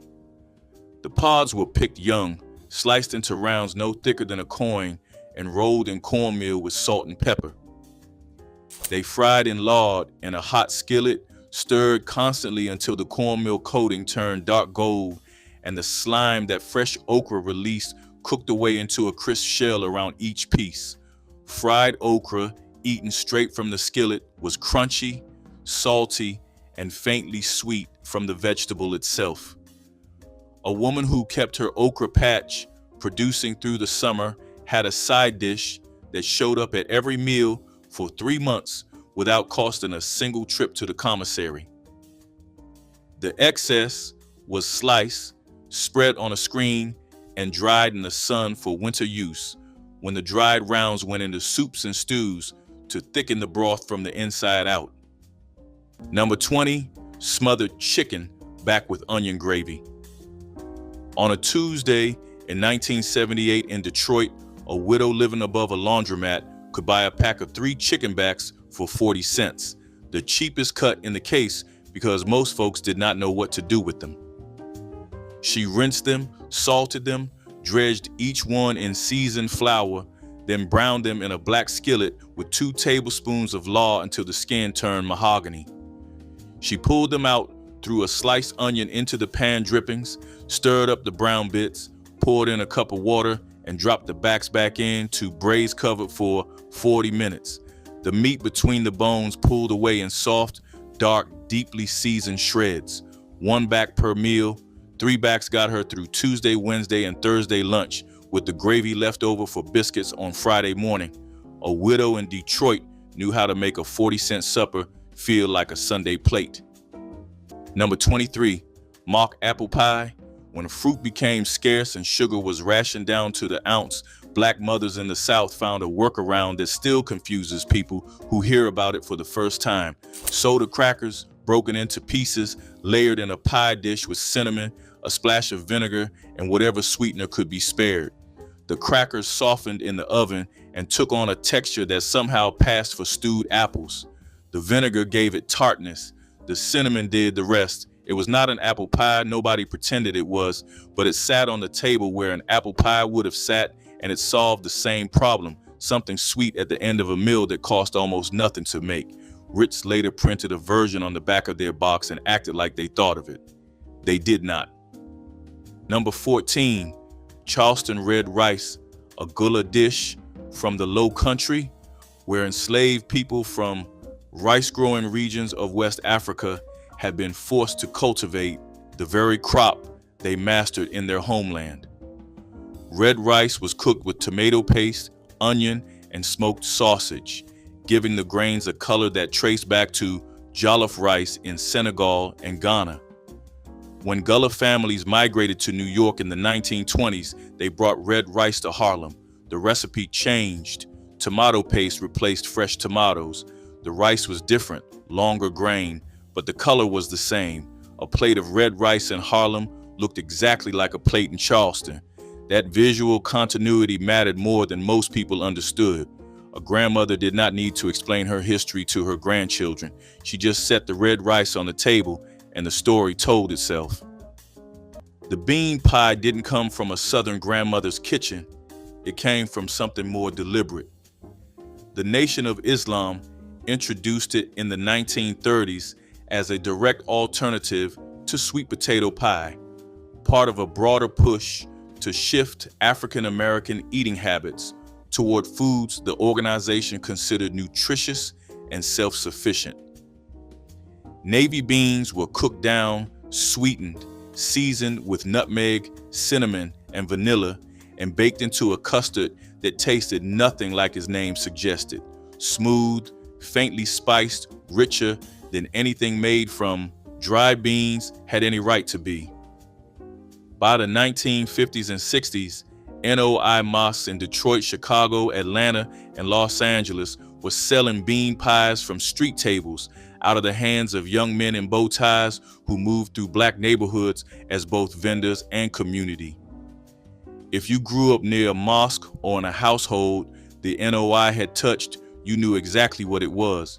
If you hadn't, you might have gone your whole life never tasting one. The gap was deliberate. The pie belonged to the community that made it. Number 15, fried catfish and cornmeal mush. Every creek, river, and pond in the deep South held catfish, and every black family who lived near water knew how to catch them. You didn't need expensive equipment. A cane pole, a hook, and a ball of dough was enough. You dredged the fillets in seasoned cornmeal and fried them in hot lard until the coating turned crispy and golden.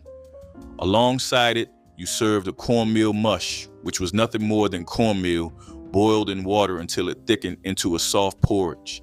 The catfish gave you protein. The mush gave you bulk. Together they cost almost nothing and tasted like a Friday night fish fry, which in black communities across the South it often was.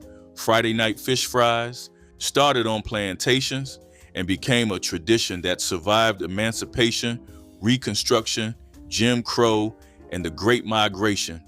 The fish were always there. The cornmeal was always cheap. Molasses cake was the closest thing to dessert most enslaved people would taste at Christmas, baked in cast iron skillets over cabin fires.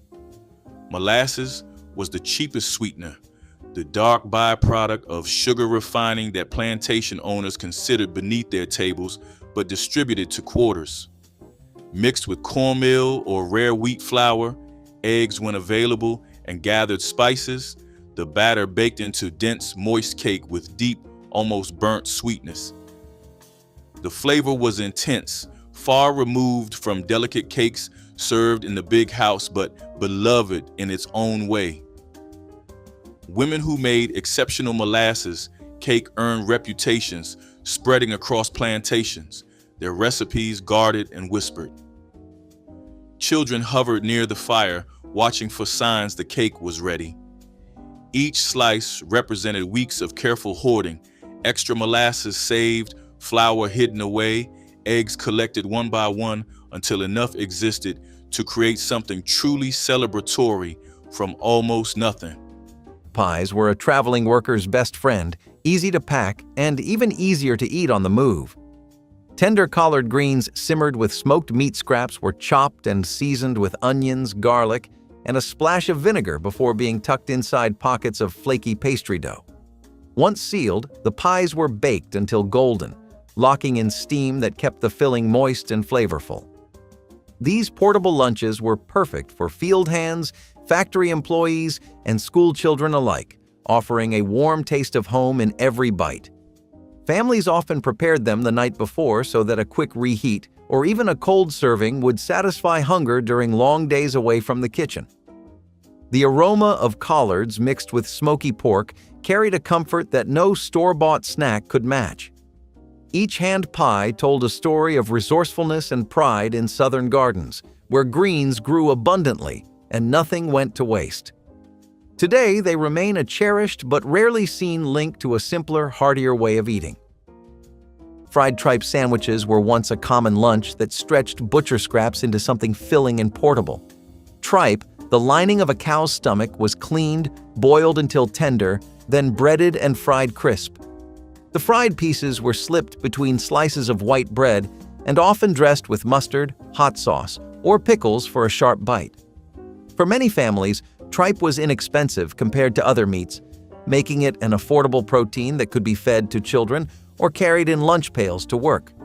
Though the texture was chewy and the flavor strong, frying gave it a golden crust that made it more appealing. Adults appreciated the thriftiness and the seasoning that could transform tripe into a savory meal, while children often tolerated it when hungry. These sandwiches were tied to a time when nothing from the butcher was wasted. They have nearly vanished today, but once they represented both survival and ingenuity. Red beans and rice with andouille filled kitchens with a slow-simmered aroma that promised comfort long before lunchtime arrived. Dry red beans soaked overnight were cooked with onions, celery, and bell peppers, known as the Holy Trinity of Creole cooking. Spicy andouille sausage lent a deep, smoky flavor that seasoned every grain of rice beneath the beans. Families often set a pot to cook in the morning so it would be ready when school and work breaks came, and the meal could easily stretch to feed whoever showed up hungry. In the 1970s, this dish served as a weekly ritual, often enjoyed on Mondays when leftovers from Sunday's dinner found new life in the pot. Served with a wedge of cornbread, it carried the traditions of Louisiana into kitchens from Chicago to Houston. Its balance of spice, warmth, and steady nourishment made it more than a meal. It was a shared experience of culture and community that everyone wanted back. Number 25, sardines from a tin. The flat rectangular can cost a few cents at the general store, and a woman could slip 2 of them into the bottom of the shoebox without losing space for anything else. Sardines packed in oil needed no cooking, no heating, no preparation of any kind. You peel back the lid with the key soldered to the top and the fish were ready. Salty, soft, and dense with protein. A single tin fed a child for the better part of an afternoon. 2 tins anchored a grown man through the long middle hours of the ride when the cornbread was gone and the next stop was still 3 states away. The oil soaked into whatever bread sat beside them, and that was a feature, not a flaw. Ham hock beans and cornbread were the meal that filled bellies and hearts at once. Dry beans soaked overnight came to life in a pot of simmering ham hocks, onions, and bay leaves. The smoky aroma wrapped around every corner of the house, promising satisfaction long before the first spoonful. Served with a wedge of hot cornbread, it was food that stayed with you through the longest day. This dish didn't belong to luxury. It belonged to the hard-working, the faithful, and the patient. Every bean was soft, every bite of ham rich with flavor earned over hours.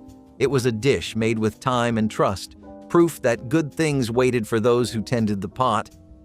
Families gathered around small tables with big appetites, passing cornbread and gratitude in equal measure.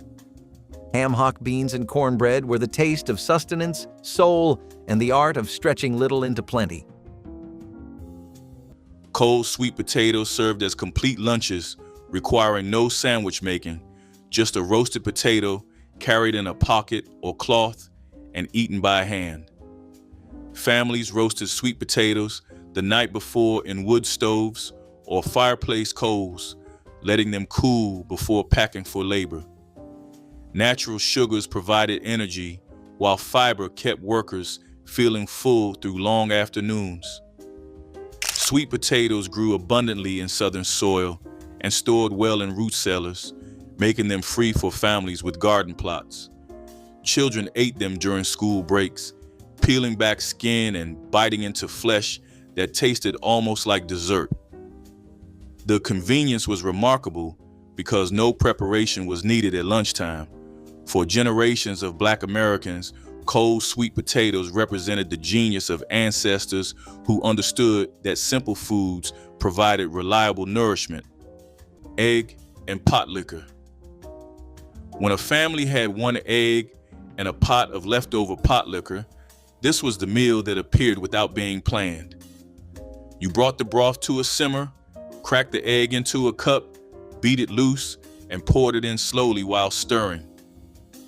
The egg cooked in thin ribbons through the green liquid, turning what had been plain broth into something that looked and felt like a real soup. Cornbread crumbled over the top finished it. One egg stretched across 4 bowls because the pot liquor did the heavy lifting. The egg was not the meal. It was the thing that made the broth feel like more than what it was.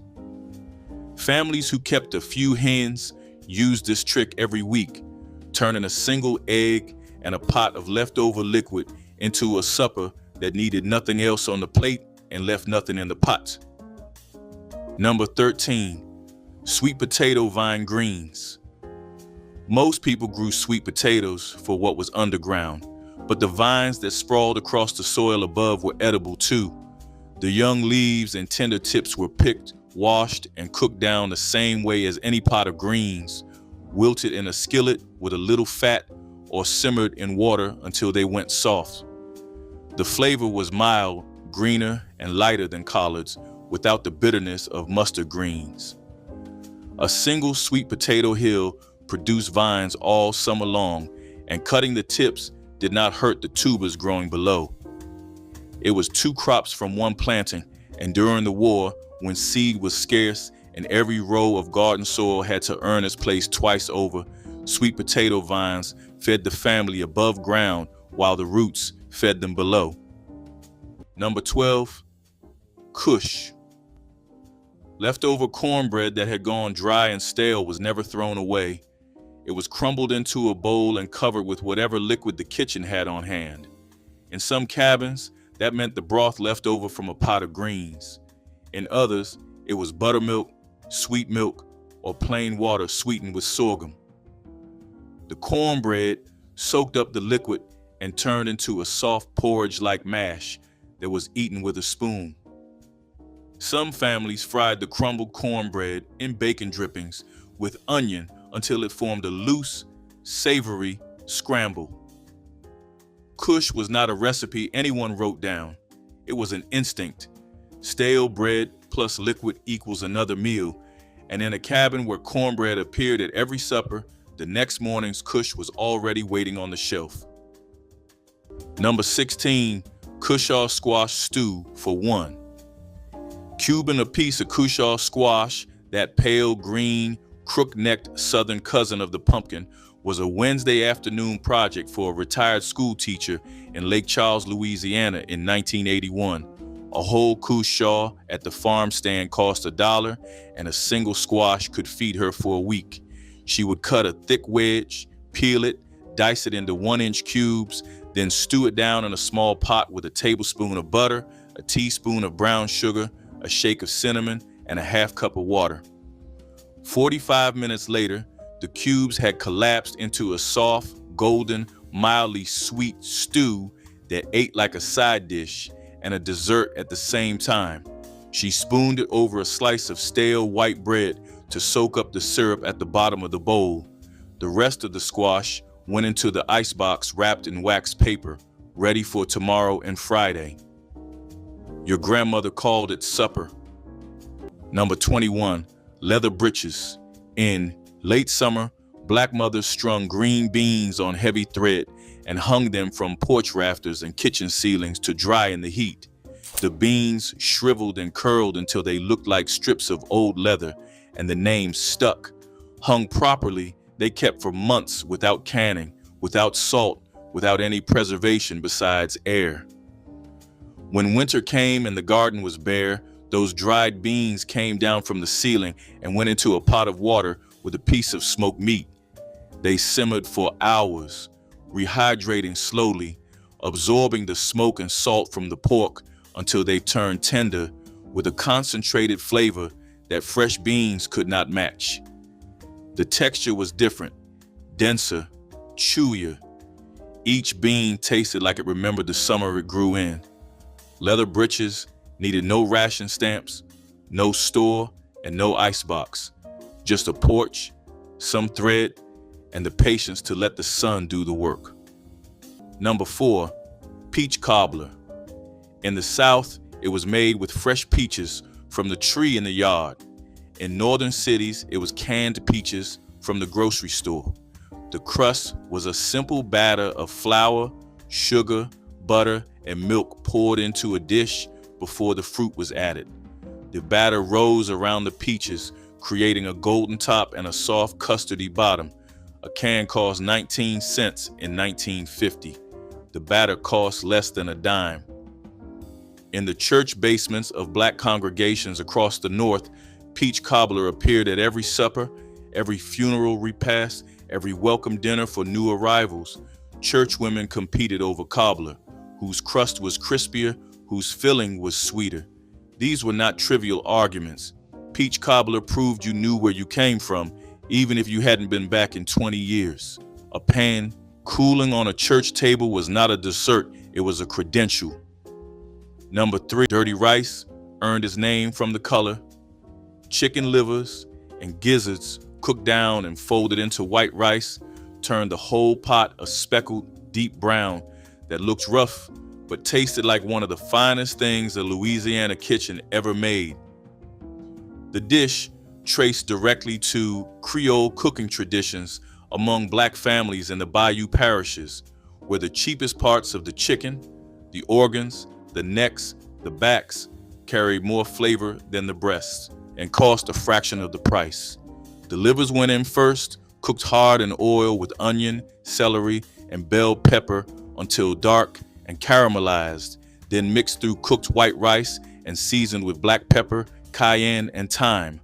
The result was cheap to make, dense with iron and protein, and so deeply flavored it could hold a holiday table beside anything more expensive.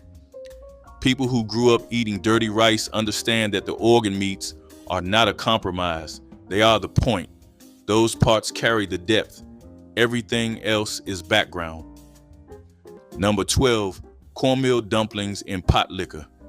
You took a handful of cornmeal, mixed it with a little salt and enough boiling water to make a stiff dough, rolled it into small balls, and dropped them into a pot of simmering greens. The dumplings cooked in the pot lacquer, absorbing its smoky broth as they firmed up into something dense and satisfying. This was the meal that cost less than a dime and fed a family of 4. The dumplings stretched the greens into something that filled your stomach and kept you full through a long afternoon. In rural Alabama, women called these pot liquor dumplings, and they made them the same way their grandmothers had made them during slavery.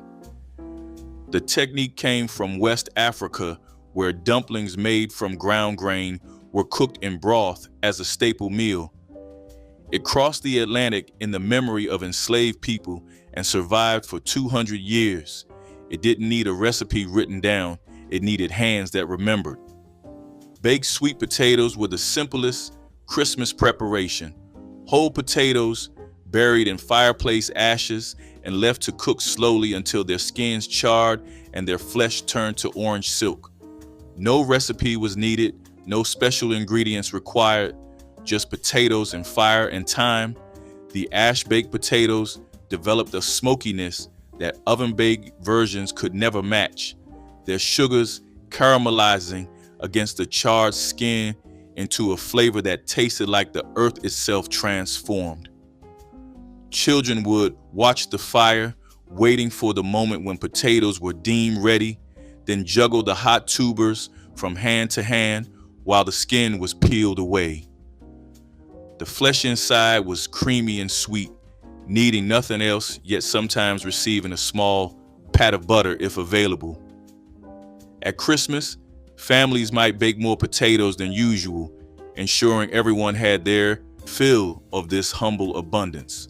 The dish represented the fundamental truth that simple ingredients prepared with care could provide genuine satisfaction. Cakes brought the flavor of the Gulf Coast to kitchen tables far from the docks. Fresh or freshly picked crab meat was mixed with breadcrumbs, diced celery, green onions, and a touch of spicy cayenne before being shaped into small patties. These were pan-fried in butter or lard until the outside turned a deep golden brown while the inside stayed tender and sweet. Families near Louisiana or along the coast prized this lunch when the day's catch was good, but even inland cooks used canned crab when fresh seafood was scarce.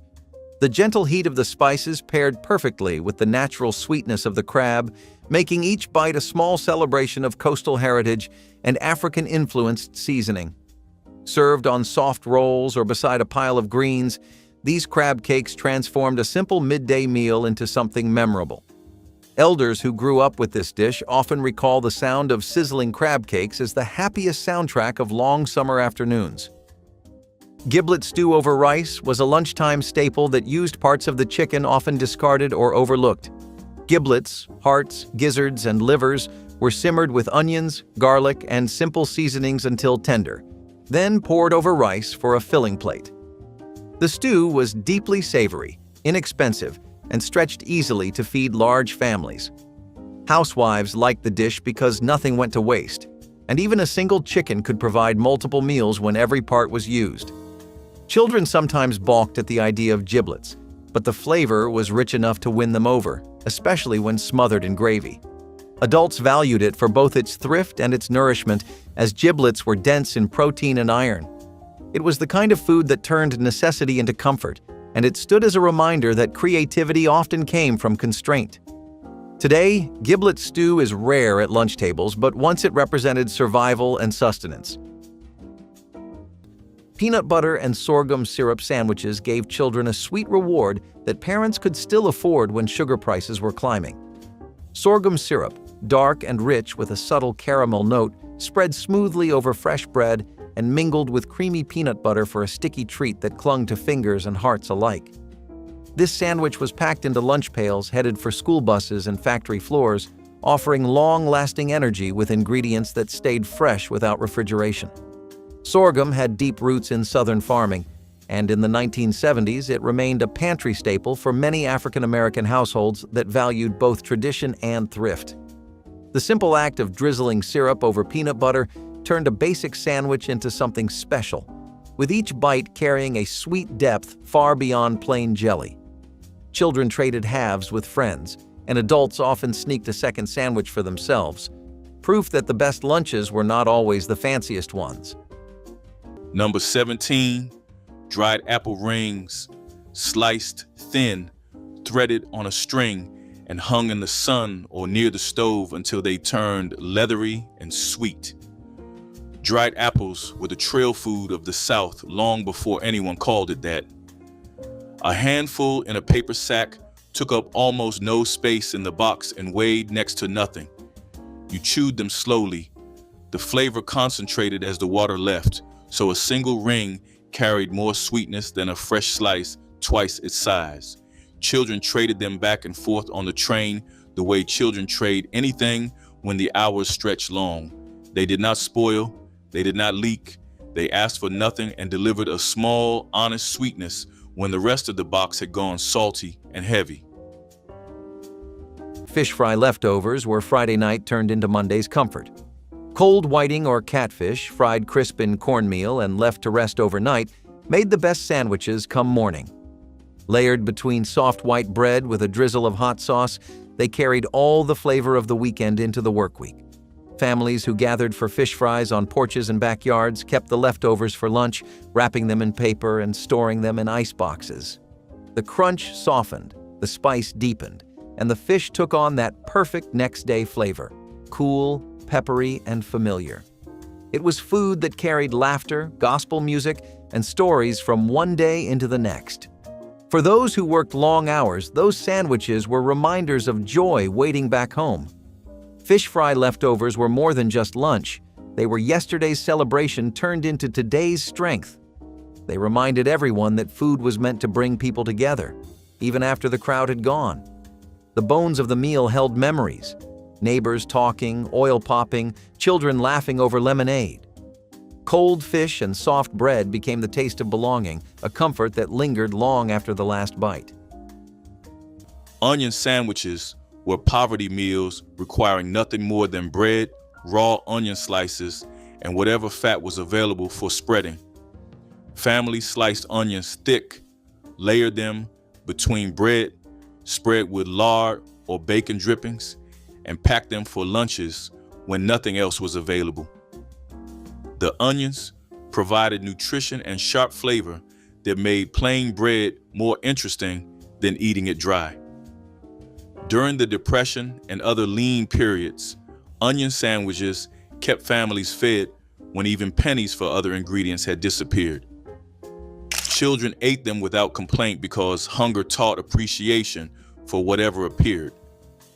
The strong flavor meant that even thin onion slices could make bread taste like something rather than nothing.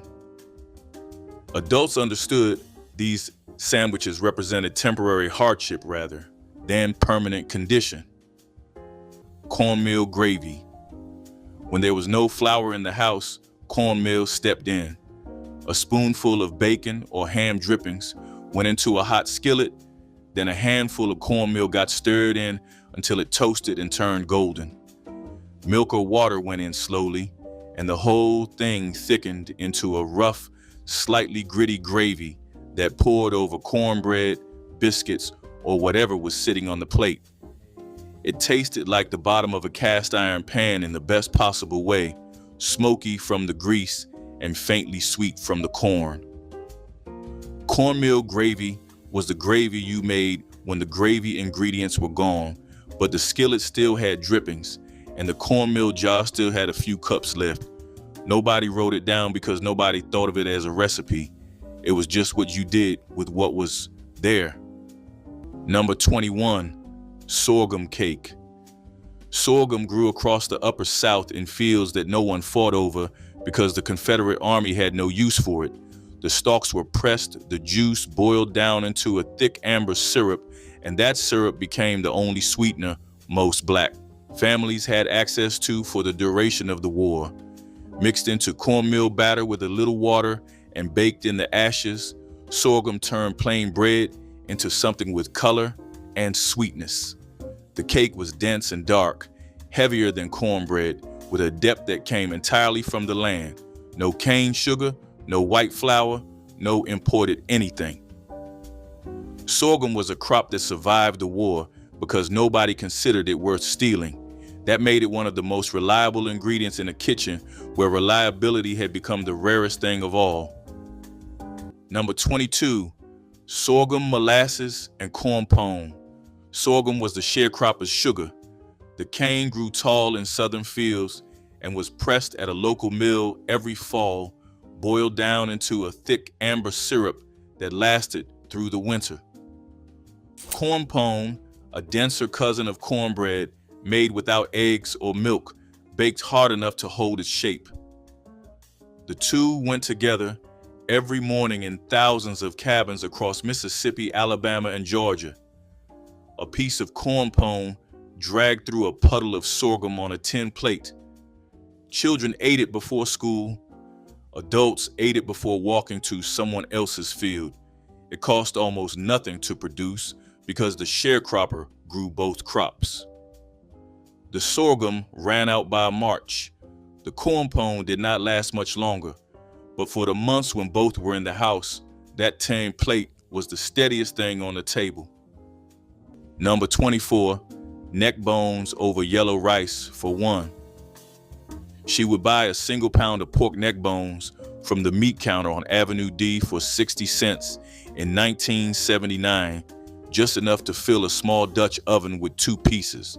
The bones went in cold water with half an onion, 3 peppercorns, and a bay leaf, then sat at a low simmer for 3 hours while she watched her stories. The meat slid off the bone in tender, gelatinous threads, and the cooking liquid turned into a deep mahogany broth, heavy with marrow. She cooked white rice in some of that broth with a pinch of turmeric for color, which is where the yellow came from. One bowl held her over until noon the next day. The bones got picked clean by a thumb and forefinger over the sink, and the broth left over was tomorrow's gravy. A deacon's wife in West Memphis taught a whole block this trick. A single pot kept a woman alive and independent. Number 10, smothered cabbage with salt meat. Cabbage was one of the cheapest vegetables in any store, and it grew easily in a backyard garden without much attention. Black mothers quartered a head of cabbage, laid it in a heavy pot with a piece of salt pork or fatback, added water, and covered the pot. It cooked low and slow until the cabbage turned silky and translucent, soaking up the salt and smoke from the meat. The liquid in the bottom of the pot became a broth worth drinking on its own. One head of cabbage and a small piece of salt meat fed a family of 5 with leftovers for the next morning. It was simple, it was filling, and it was entirely within reach, even when every ration stamp in the book was already spent. Number 13, smothered pork chops. In the boarding houses of Bronzeville and Detroit's Black Bottom, newly arrived migrants rented rooms by the week, and the boarding house dinner was often the only hot meal a working man could afford.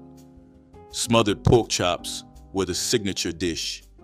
You dredged thin-cut chops in seasoned flour, browned them in lard, poured in broth, and covered the skillet. The chops braised until tender enough to cut with a fork. A cook stretched 4 pork chops across 8 plates by smothering them in thick onion gravy and serving rice underneath. The gravy was the meal. The pork chop's only job was to be the excuse. A plate cost 50 cents in 1948. For a man working the night shift at a packing house, that plate was the warmest thing he touched all day. Boarding house cooks were almost always Black women who had brought their recipes north and turned their kitchens into businesses. They did not have licenses. They had cast iron skillets and reputations. The chicken backs and necks went into the pot because they cost the least and yielded the most. Not meat exactly, but flavor that no breast or thigh could match, rendered out slowly into a broth that turned rich and golden over an afternoon. During the Depression years and through the lean decades that followed, Black households bought these cuts specifically because they were cheap, and they cooked them specifically because generations of kitchen knowledge had made it clear that the bones held more than the butcher thought they did. The backs went in first with onion, celery, garlic, and a bay leaf, covered with water and left to simmer until the house smelled like Sunday, even on a Wednesday. The small amount of meat that came off those backs and necks was tender and deeply flavored, folded back into the broth with rice or egg noodles to make a full meal from what had started as a collection of bones. The broth was the transformation, from water and scraps to something silky and sustaining, the kind of pot that could quiet a sick child, warm a cold house, and stretch whatever else was on the table into enough. Number 6, head, cheese. This wasn't cheese at all. It was the head of a hog, boiled until every scrap of meat fell off the bone, then chopped, seasoned with vinegar, salt, pepper, and sage, and pressed into a loaf that set firm as it cooled. The natural gelatin held it together without any added ingredient. You sliced it thin and ate it cold on bread or crackers. Head cheese was a product of hog killing day. Nothing was wasted, not the feet, not the ears, not the head. In the 1940s and 1950s, Black families in the Mississippi Delta made head cheese every December. It was the first thing eaten after the hog was slaughtered, while the hams and shoulders hung in the smokehouse curing. It was practical, it was economical, and it was proof that a resourceful cook could turn the least desirable part of an animal into something people looked forward to eating. Dried apple stack cake appeared at Christmas gatherings when families had managed to dry and preserve apples from fall harvests. The cake consisted of thin layers of molasses, sweetened dough, stacked high with spiced dried apple, filling between each layer. Making it required planning months ahead, drying apple slices in late summer, storing them carefully through autumn, then reconstituting them with water and spices when December arrived. Each layer was baked separately, requiring patience and careful fire management.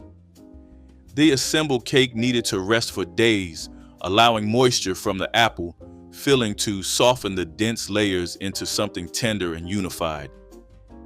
Families who brought stacked cakes to Christmas gatherings earned respect for their foresight and skill. The cake represented the long view enslaved people took toward survival, understanding that today's labor could become tomorrow's celebration if done with care and intention. Each slice contained months of planning and hope. Chops reflected a time when families relied on what they could hunt or raise themselves. Lean rabbit meat, lightly breaded in seasoned flour, cooked quickly in a skillet of hot lard, creating a crisp crust that sealed in the delicate flavor. This was a practical lunch for rural households where rabbits were plentiful and store-bought meat too costly. Children learned early how to clean and prepare the meat, turning the preparation into a family task that connected generations. Served with wild greens or a spoon of stewed apples, the dish provided lean protein and a taste of the land itself. Grandparents often recall the smell of frying rabbit drifting across farmyards, a scent that meant the hunt had been successful and everyone would eat well. Though modern diners rarely encounter rabbit, those who remember say no store-bought chicken can match the tender bite of a perfectly cooked chop. It remains a proud reminder of resourcefulness and respect for the animals that fed a community. Stewed pigeon peas with rice was one of those quiet staples that held its place on lunch tables in African American kitchens, especially in communities touched by Southern and Caribbean influences. Pigeon peas, small and earthy, were simmered slowly with onion, peppers, and broth until tender, then poured over rice for a filling plate that stretched far with little cost. Fatback or ham hock was sometimes added for flavor, but many families kept it meatless when money was tight. The dish carried with it the reminder of resourcefulness, because peas and rice were inexpensive, nourishing, and easy to grow or store. Children often grew up on bowls of this, eating it at midday before chores or school, while adults leaned on it as dependable sustenance during work. It was hearty without being heavy, flavorful without requiring expensive spices, and versatile enough to be reheated later.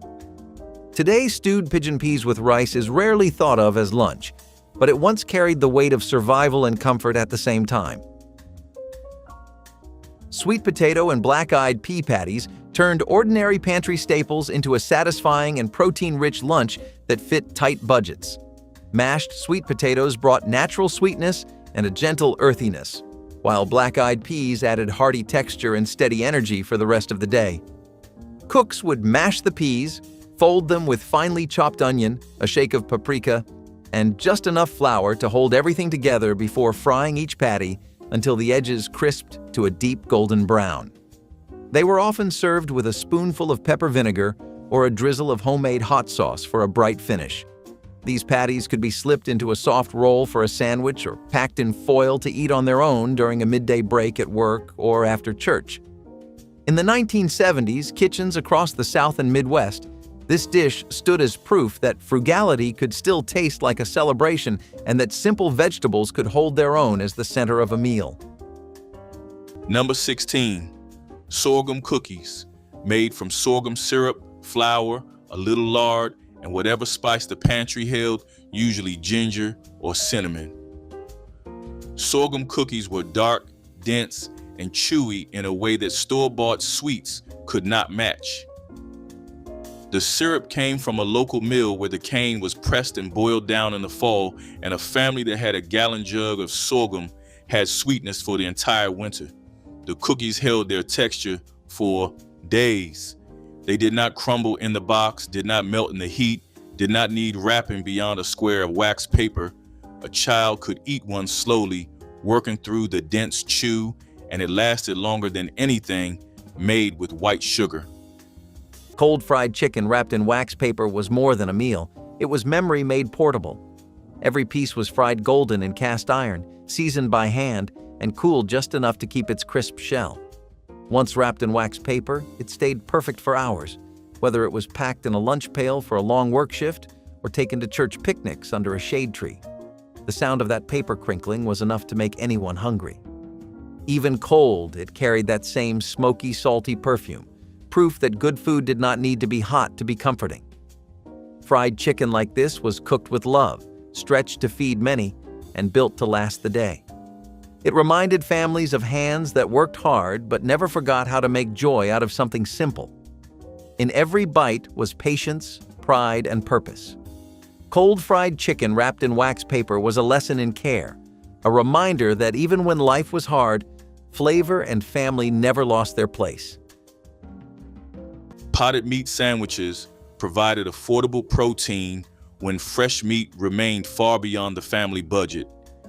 These small tins of processed meat paste cost only nickels and could feed multiple children when spread thin across bread.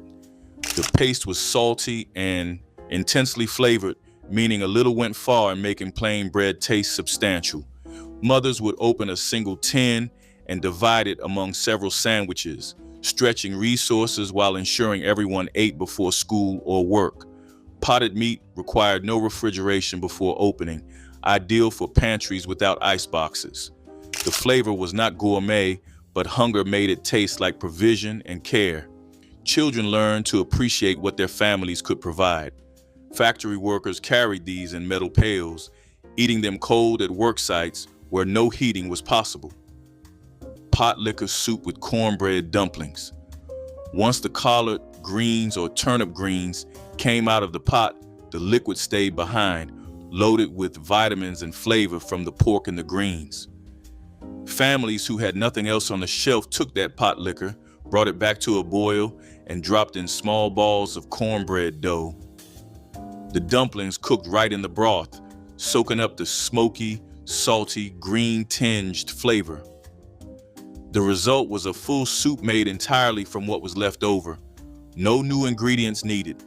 The pot liquor was already there. The cornmeal was already in the cabinet.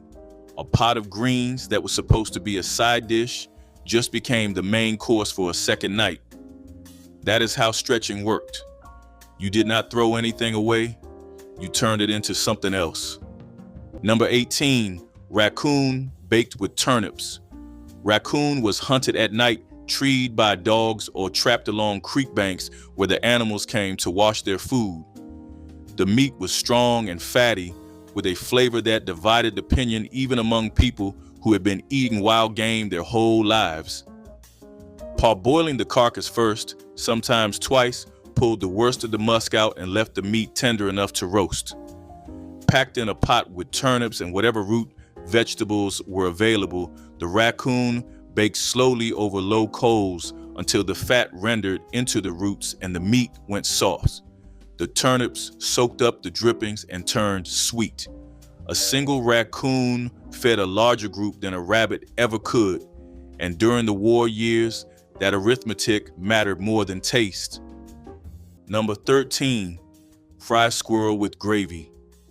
Squirrels were everywhere in the hardwood forests that bordered the cotton fields. A boy with a single-shot rifle or a slingshot could bring home 2 or 3 in an afternoon. The squirrels were skinned, cleaned, and cut into pieces at the joints. The pieces were soaked in salt water, dredged in seasoned flour, and fried in lard until the coating crackled and the meat went tender inside. The pan drippings were used to make a thick milk gravy, stirring flour into the hot fat and adding milk slowly until it thickened. Fried squirrel with gravy over biscuits was a Sunday dinner in households that could not afford a chicken. The meat was darker than chicken, leaner, with a mild gaminess that the gravy smoothed out. 2 squirrels fed a family of 4 if the biscuits were generous and the gravy was thick. A boy who could shoot straight and clean what he caught contributed to the household in a way that did not depend on the landowner's permission or the commissary's credit. Number 14, liver and onions for 1.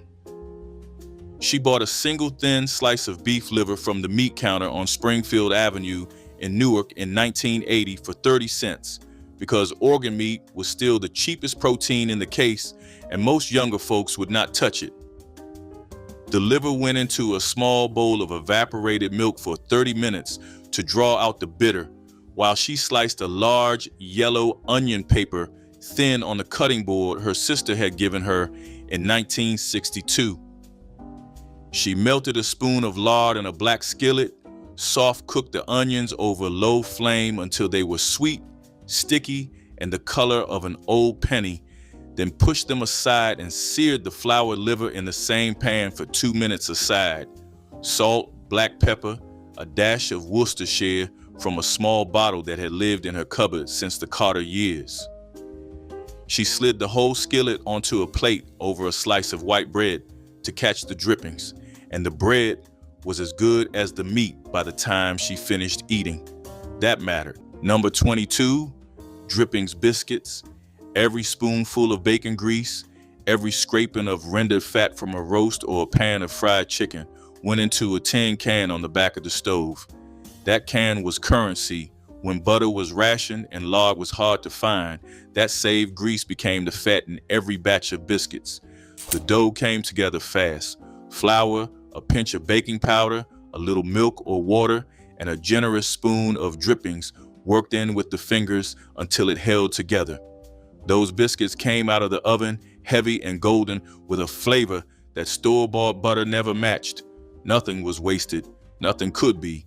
The war made sure of that. Number 25, shoebox lunch. This was not a recipe or a tradition. This was a quiet act of protection carried out the night before every northbound departure.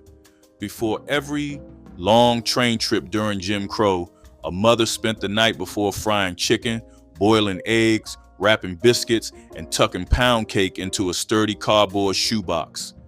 The dining car did not serve black passengers. Rest stops did not welcome black families. The chicken was seasoned heavy because it had to last without refrigeration, like a soldier's rations. The eggs traveled without spoiling. The pound cake was dense enough to survive being crushed. Mothers packed these boxes with the precision a soldier packs a kit. Nothing was wasted and nothing forgotten. In the 1940s, an estimated 50,000 black families a year rode the Illinois Central from Mississippi to Chicago. Almost everyone carried a shoebox. That box was not a lunch box. It was a declaration that your family was going to arrive fed, no matter what the railroad decided you deserved. The bell peppers came from the garden in late summer when they were thick-walled and sweet, and they became the bowl that made a small amount of ground pork feel like a full meal for 6. The filling was rice, meat, onion, black pepper, and garlic, packed into the hollow peppers and set upright in a pan with a little water to prevent scorching. Ground pork was always cheaper than ground beef, and through the 1940s and 50s, it was the standard choice in black Southern and Midwestern households. Breadcrumbs, soaked in water, sometimes extended the filling further, holding the mixture together without anyone noticing the economy behind it. What came out of the oven looked deliberate. The peppers tender and dark at the edges, the filling dense and savory, the kitchen holding that roasted smell for hours. The ratio of rice to meat to pepper lived in memory, not in any measurement anyone wrote down. Number 21, black-eyed peas and rice. In the Deep South, this wasn't just a New Year tradition.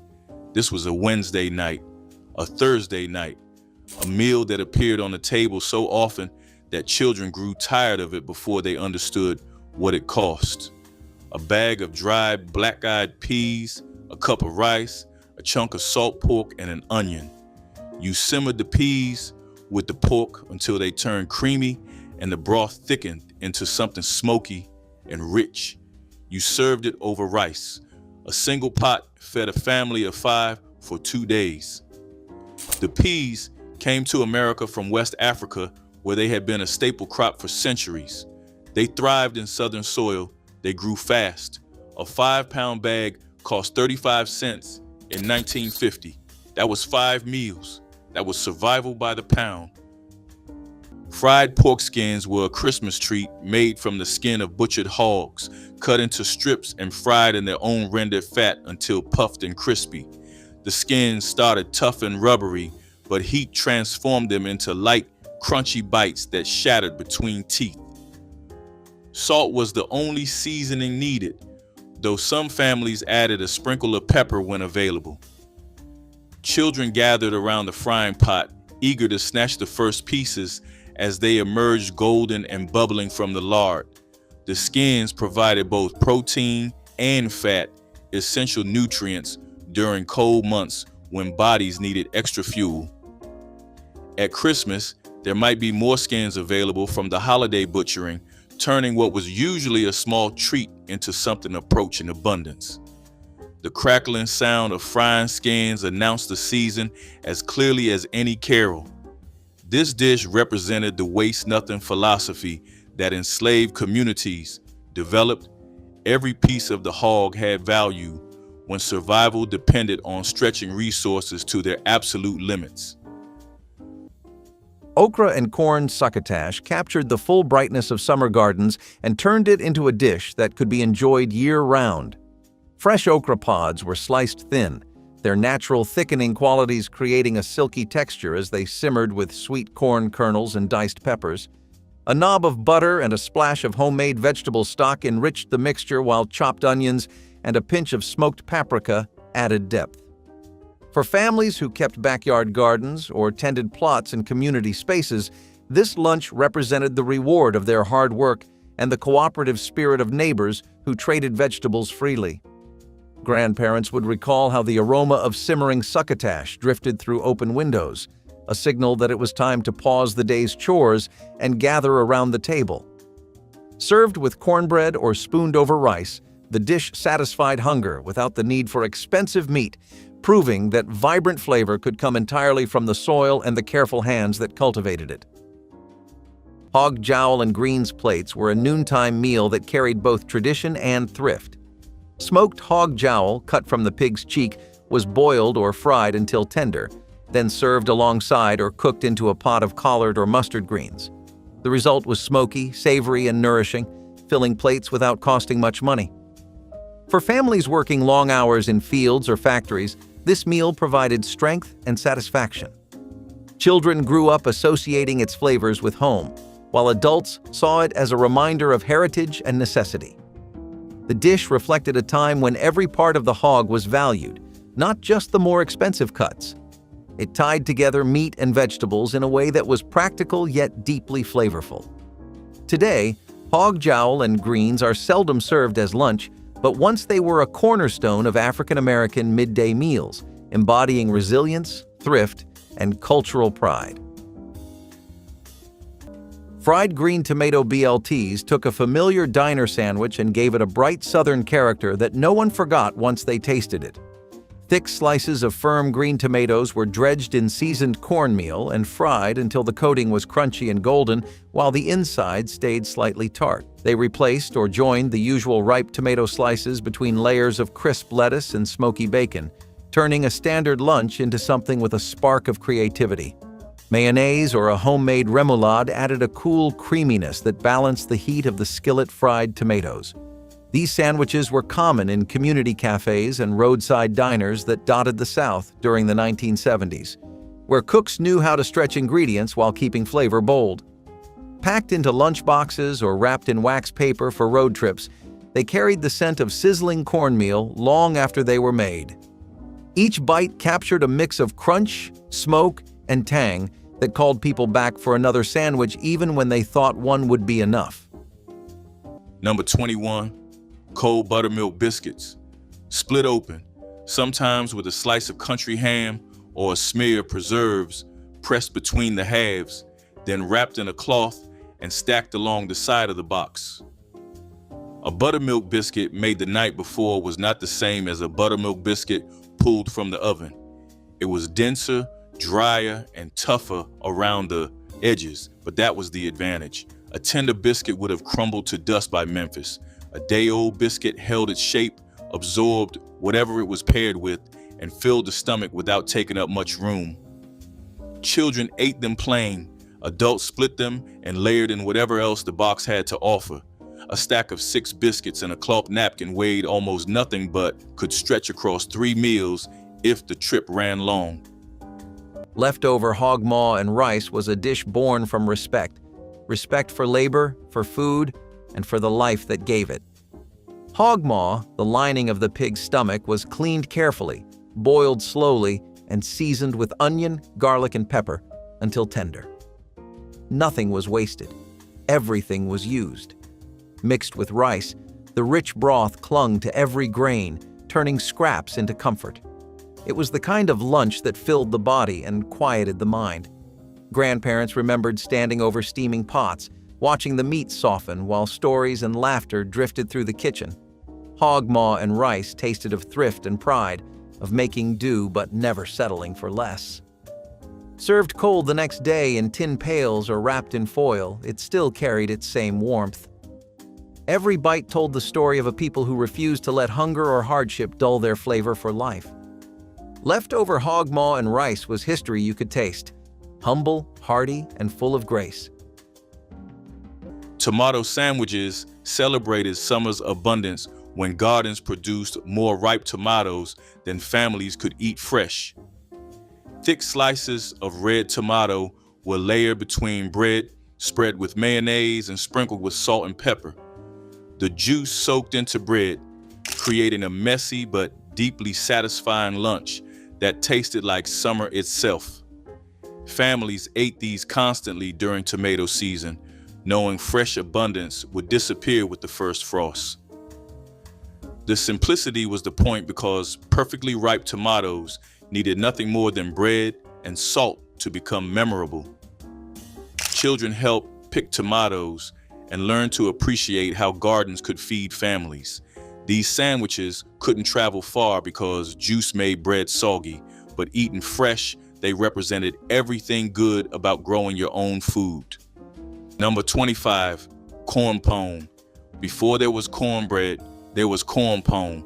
Nothing but cornmeal, water, and salt, shaped by hand into an oval and baked on a grease board or the flat side of a hoe propped near the fire. No egg, no milk, no flour, no leavening. The bread came out dense, crumbly, and plain, and it held together just enough to sop up whatever liquid was on the plate.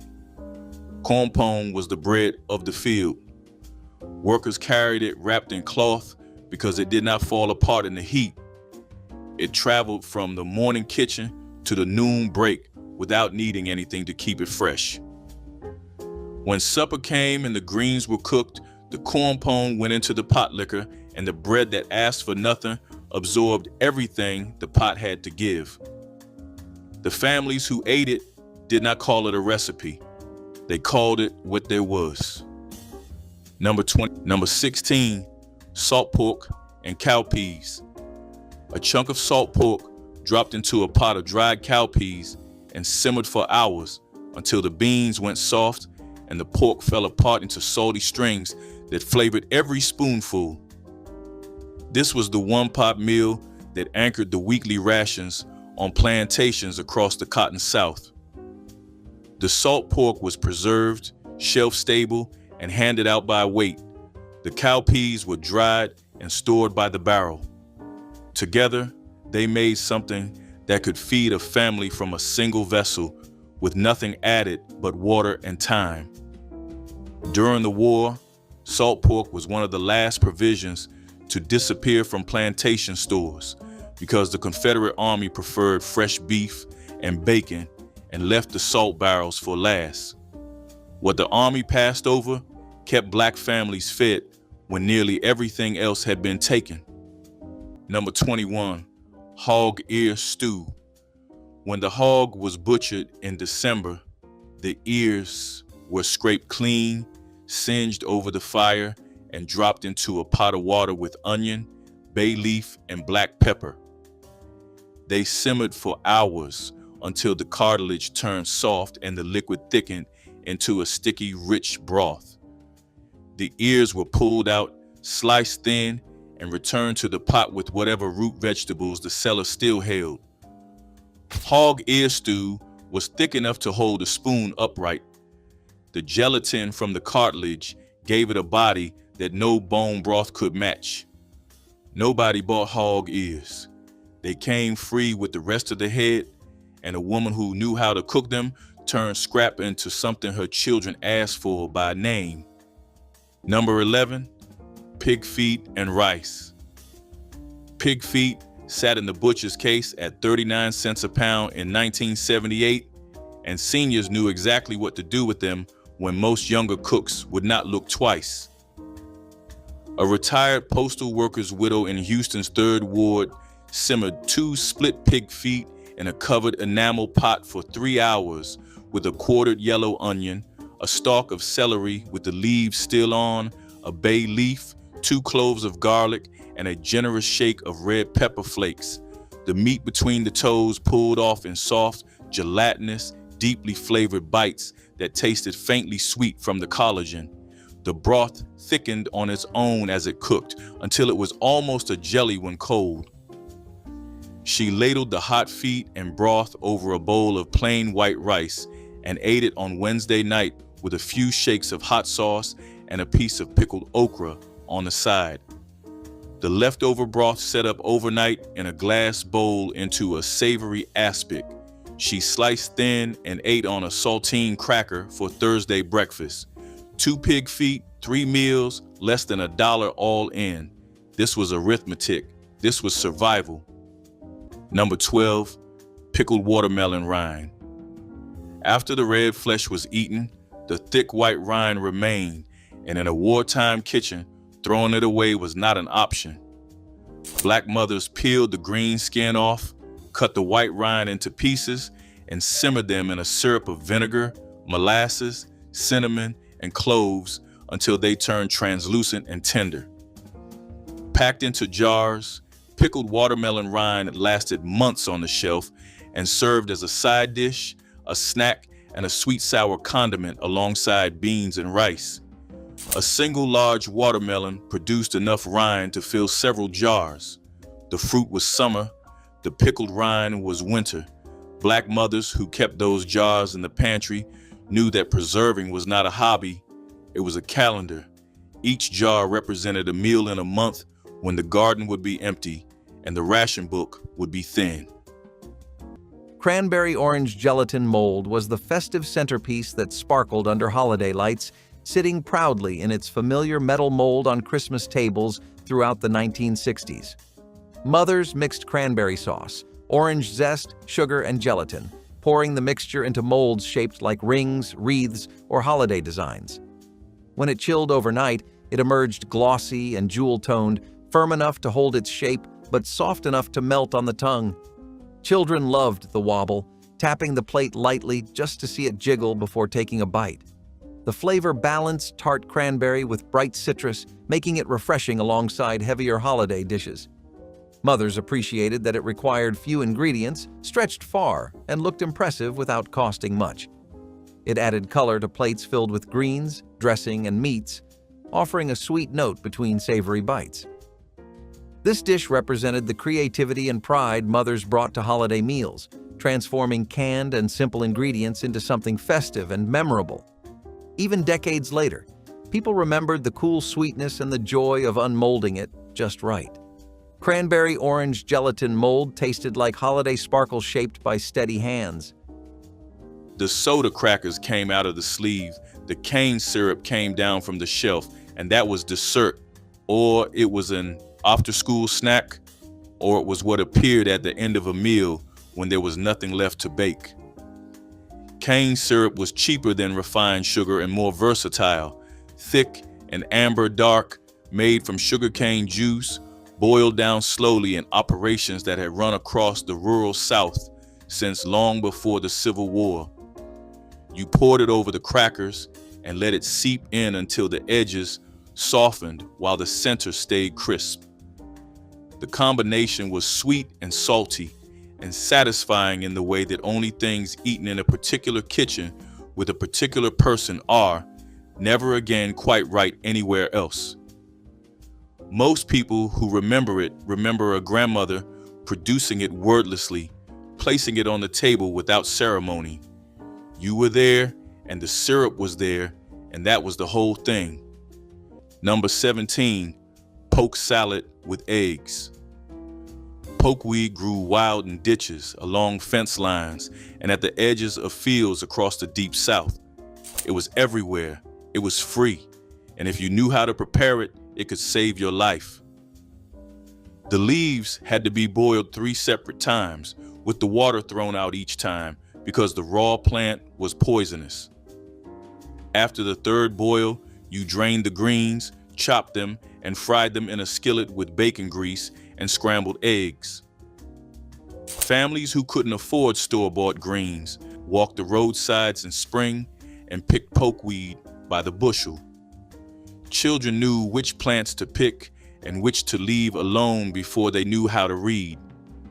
A mess of poke salad, as they called it, with 2 eggs and a piece of cornbread, was a full meal that cost nothing but the labor of gathering it. Persimmon pudding was a Christmas dessert made from fruit growing wild and free, belonging to no one and therefore available to everyone who knew where to look. Persimmons ripened after first frost, their orange flesh turning from mouth-puckeringly astringent to honey-sweet overnight. Enslaved foragers gathered them by the basketful, mashing soft pulp and straining out seeds to create thick puree. Mixed with cornmeal, molasses, and sometimes milk when available, the batter baked into pudding, tasting like autumn concentrated into every spoonful. The flavor was complex, sweet and earthy with hints of cinnamon and dates, unlike anything else in the limited cuisine available. Persimmon pudding represented knowledge of the land that enslaved communities developed, understanding which wild foods were safe and when to harvest them. This was wisdom passed from African ancestors who had forged their own lands, adapted to American forests, and carried forward as resistance against total control. Pickled pig feet with crackers offered a bold, tangy bite that was. Pig feet were scrubbed, simmered until tender, then soaked in a brine of vinegar, garlic, and spices until the meat absorbed a bright, mouth-watering flavor. Served cold, often straight from a large jar, they paired perfectly with crisp soda crackers and a glass of sweet tea. This dish was a common sight in neighborhood markets and corner stores where big jars of glistening pig feet invited passers-by to taste a bit of something special for just a few coins.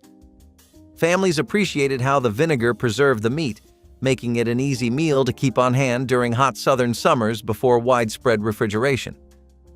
The chewy, savory texture and sharp bite of the brine became a taste of childhood for many elders who still speak of it with a mix of pride and nostalgia. Though rarely seen on modern lunch tables, the memory of that distinctive flavor remains vivid. Corn pone and buttermilk plates were a steady lunch that spoke of tradition and simplicity. Corn pone was a dense, unleavened cornbread made from cornmeal and water, baked or fried until firm. It could be served warm or cold, often sliced into wedges or squares. Paired with a bowl or glass of tangy buttermilk, it became a complete meal that filled stomachs without needing expensive meat. The combination was a fixture in African American households, particularly in rural areas where cornmeal and dairy were cheap and accessible.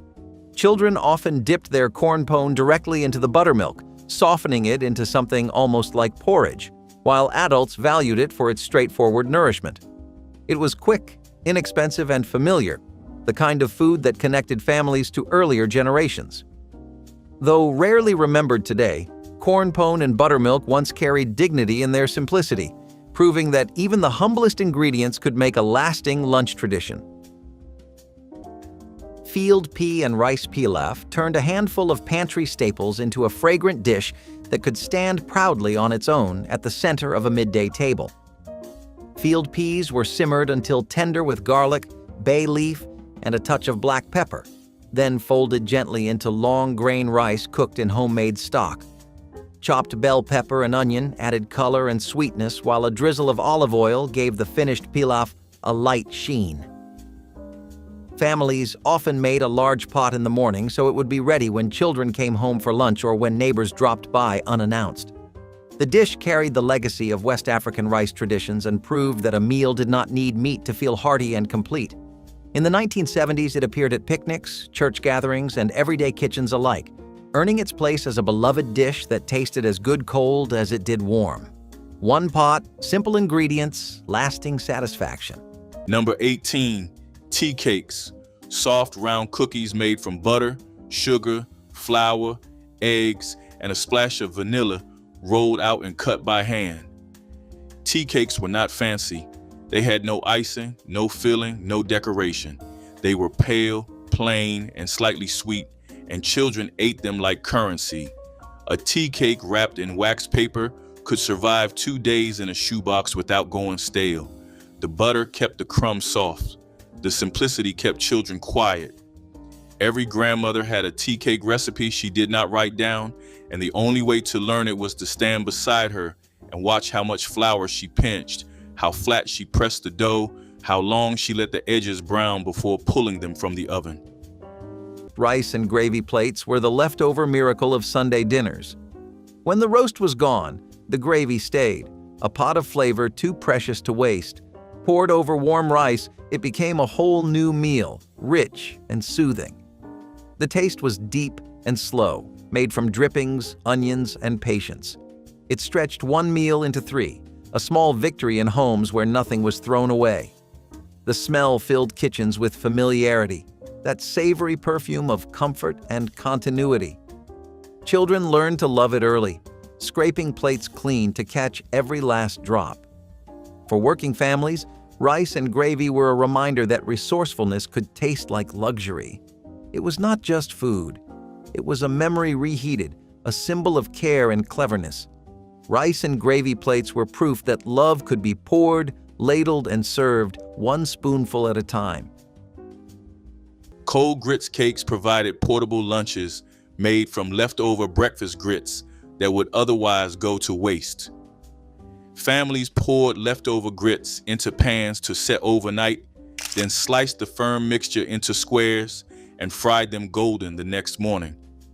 These cakes could be eaten hot for breakfast or packed cold for midday meals, their dense texture holding up through hours in lunch pails. The process transformed cheap cornmeal into something more substantial than porridge. Workers carried grits cakes knowing they would fill hungry stomachs when no other food was available. Some families added bacon or cheese when affordable, but plain grits cakes provided satisfying carbohydrates without additions. The technique represented kitchen wisdom passed between generations of Black women who understood creativity conquered poverty. Number 11, corn cob broth with cornmeal. After the corn was cut off the cob for frying or creaming, the stripped cobs went into a pot of water and boiled. The liquid that came off was sweet, faintly starchy, and carried more corn flavor than most people expected from something that looked like waste. You strained the cobs out, brought the broth back to a simmer, and stirred in cornmeal a spoonful at a time until the pot thickened into a porridge. Sweetened with a drizzle of molasses or served plain with a piece of cornbread on the side, it was a meal made entirely from the part of the corn everyone else threw away. The starch in the cobs released slowly during the boil, giving the broth the silky body that plain water never had. Families who grew their own corn knew this. The cobs were not trash. They were one more meal hiding inside something the rest of the world considered finished. Number 19, hominy, dried corn soaked in lye water made from hardwood ash until the tough outer hull loosened and slipped off, and the kernels swelled to twice their original size. The lye broke down the part of the corn that the human body cannot digest on its own, unlocking nourishment that raw or parched corn locks away. Cultures across the Americas had known this for thousands of years before anyone called it science. Hominy was rinsed, boiled until soft, and eaten with salt pork or sorghum, or dried again and ground into grits that could be stored for months. During the war, when wheat flour vanished and cornmeal ran low, hominy stretched what little corn remained into something that went further and fed deeper. A single bushel of dried corn became nearly 2 bushels of hominy, and that arithmetic kept families alive when nothing else added up. Number 24, cornmeal mush. A handful of cornmeal stirred slowly into a pot of boiling water with a pinch of salt was the most common breakfast in a sharecropper's cabin. The mush thickened as it cooked, turning from cloudy water into a dense, pale porridge that held the shape of the spoon. It was eaten hot from the pot with sorghum poured over the top, or it was poured into a pan and left to set until it firmed into a solid block. The next morning, slices of the cold mush were cut and fried in lard until the outside turned golden and crisp while the inside stayed soft. Fried mush with sorghum was a second breakfast made from the first breakfast's leftovers. The meal required nothing but cornmeal, water, and fire. A woman who kept a sack of cornmeal in the pantry kept hunger at a distance because mush could be stretched to feed any number of people by adding more water to the pot. Number 18, hoe cake with cane syrup. Cornmeal, hot water, a shake of salt, and a flat pan over a low flame. That was the whole recipe. A widow in Macon, Georgia in 1980 made hoe cakes the way the people in the field used to make them on the blade of a hoe held over coals. She poured the batter thin so each cake was about the size of her hand, browned each side until it crisped at the edges, then stacked 3 on a saucer. The cane syrup came out of a small Steen's can she had nursed for 2 months. She poured a slow puddle of dark syrup over the top cake and ate them with a fork at the kitchen table, alone with the radio on low playing gospel from WIBB. The whole supper cost about 12 cents. 3 whole cakes filled her up better than a fast food sandwich, and the syrup gave her enough sugar to make it to morning without the shakes. It was a hug in a bowl. Number 17, bean cake patties. Dried beans were cheap, available, and not subject to the same rationing pressure as meat. Black mothers soaked them overnight, cooked them down, then mashed them with a fork or a potato masher until the mixture could be shaped. Onion went in, salt and pepper, sometimes a little cornmeal to hold the patty together. Fried in a hot skillet with drippings, they came out crisp on the outside and soft in the middle, with enough protein to replace the pork chop that was not coming home from the store this week. Some families called them poor man's cutlets. Some just called them supper. The children did not know they were eating a substitute. They just knew the plate was full and the patties tasted like someone had taken the time to season them right.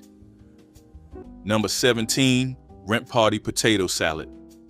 In Harlem during the 1920s, Black families threw rent parties in cramped apartments to raise money for rent that was 30% higher than what white tenants paid. Guests paid 25 cents at the door and bought plates of homemade food. Potato salad was the anchor of every spread because potatoes were cheap. The recipe stretched to feed dozens, and it sat on a counter all night without spoiling. The Harlem version was heavy on mustard, sweet pickle relish, and boiled eggs chopped through. 10 pounds of potatoes cost less than $1. The eggs were a dime. For less than $2, a cook produced enough potato salad to generate $15 in plate sales. That simple arithmetic, as reliable as a banker's ledger, kept families housed during the Depression. A bowl of potato salad was not a side dish, it was rent. Here is why this dish survived. It was simple, portable, and carried a memory. Boiled peanuts sorted people by geography as cleanly as anything. You either grew up with them or you didn't understand them at all. Why anyone would boil a perfectly good peanut into something soft and salty made no sense, unless you had stood in a summer kitchen watching a grandmother drop raw peanuts straight from the field into a pot of heavily salted water and leave them there for hours. The tradition was ancient. Ground nuts were cultivated in West Africa long before they reached the Americas, and early documentation from the colonial South placed them in the hands of enslaved people who already knew exactly what to do with them.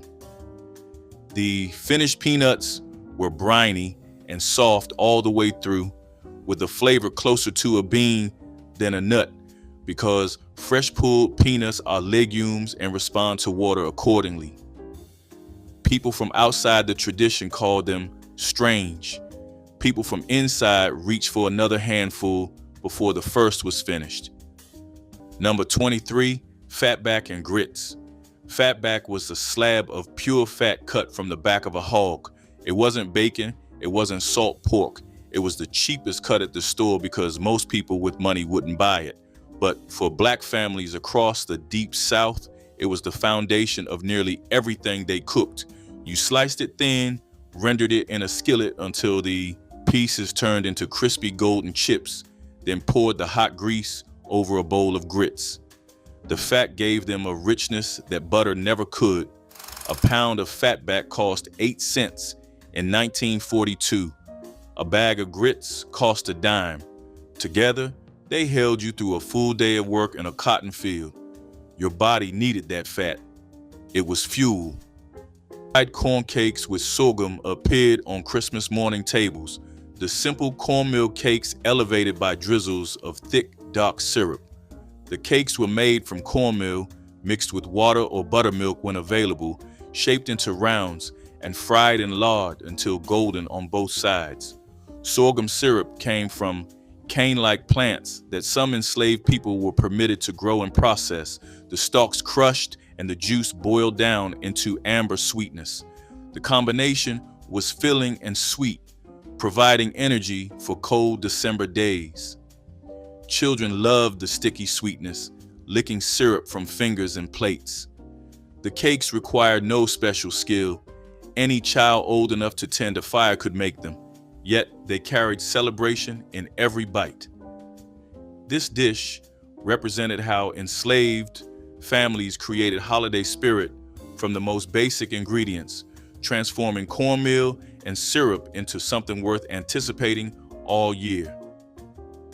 Smoked turkey wing soup carried the deep, savory heart of Southern kitchens and was a common midday meal for hardworking families who needed something filling yet affordable. The wings were first seared in a cast iron pot until their skin turned golden and released a smoky aroma that filled the house with comfort.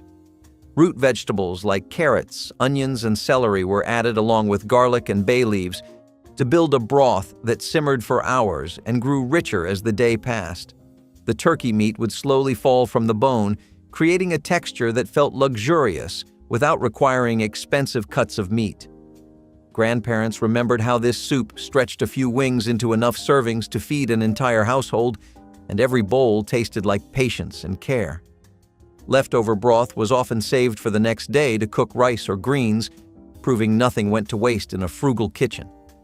The memory of its gentle smoke and earthy sweetness lingers even when the recipe has faded from daily tables. Pumpkin and corn stew was a lunch that carried both thrift and comfort, filling bowls with the flavors of the field. Cubes of pumpkin were simmered slowly with kernels of corn, onions, and simple seasonings until tender. The sweetness of the pumpkin blended with the corn to create a dish that was hearty but never heavy, a perfect partner to warm slices of cornbread served on the side. Housewives liked it because pumpkin was easy to grow and store, while corn was plentiful in most communities, making the combination both accessible and affordable. Children often enjoyed the mild sweetness, while adults appreciated how filling it was after long hours of work.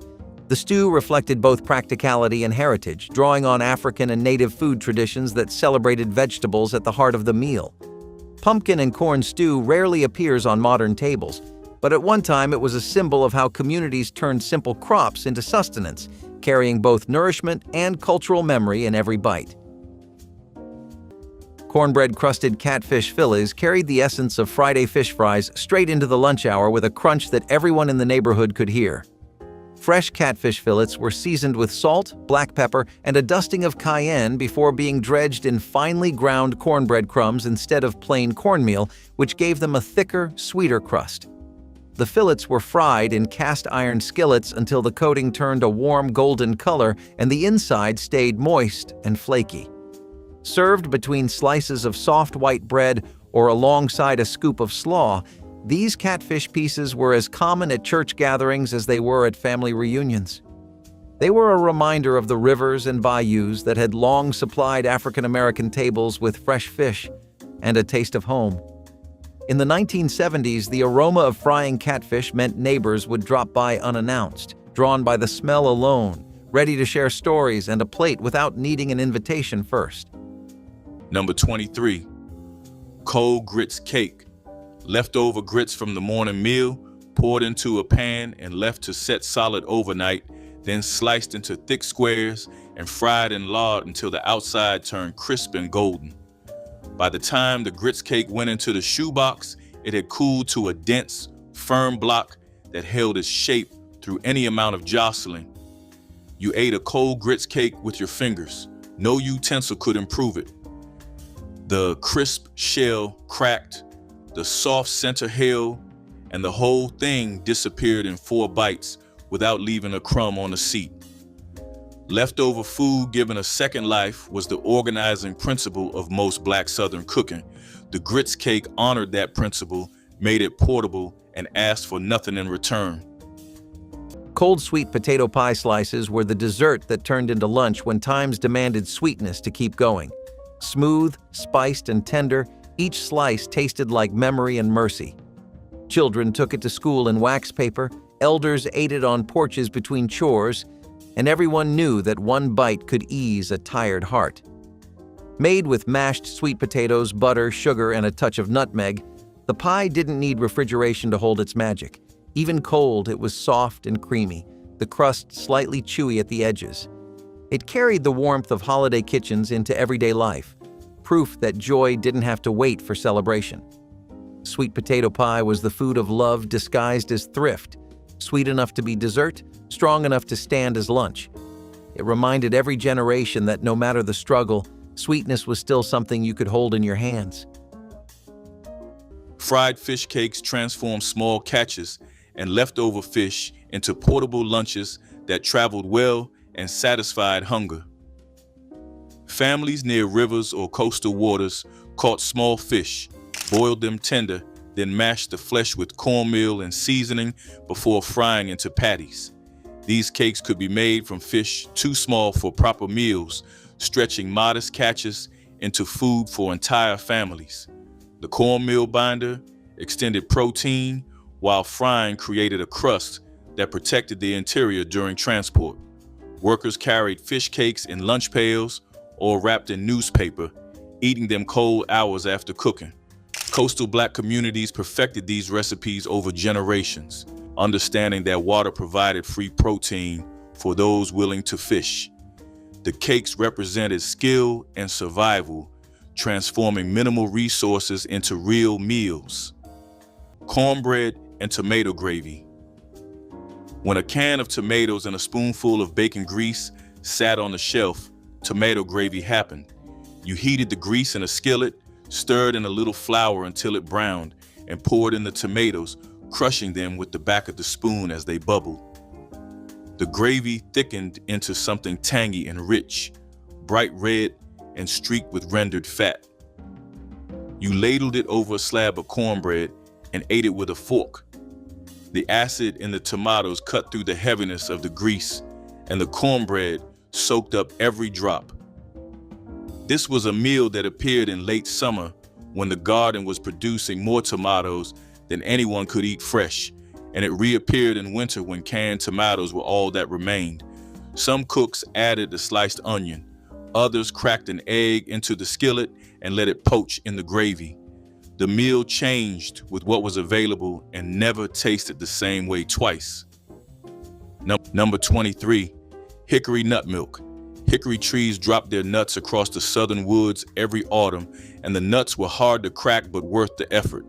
The kernels were pounded in a mortar or crushed between two rocks until they broke into small pieces, shells and all, then boiled in water.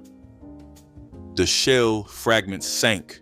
The oils and the flavor rose to the surface and turned the water into something rich and white that looked and behaved like milk. The liquid was strained and used for cooking cornbread, thickening broth, or drinking straight. It carried a fat content that plain water never could, and for families with no cow and no way to keep one safe from foraging troops, hickory nut milk was the closest thing to cream that the woods could offer. Number 7, clabber and cornbread. Clabber was milk left to sit at room temperature until it thickened and soured on its own. It was not buttermilk and it was not cheese. It was something between the two, thick enough to hold a spoon upright, tangy and cool. Families that kept a cow set a jar of fresh milk on the back of the stove or on a shelf near the chimney, and within a day or two the clabber was ready. It was eaten plain from a cup, poured over crumbled cornbread in a bowl, or sweetened with sorghum for the children. Clabber required no churning, no cooking, and no ice. The bacteria did the work. A jar of clabber on the shelf meant the milk would not be wasted, and nothing in a sharecropper's kitchen was allowed to go to waste.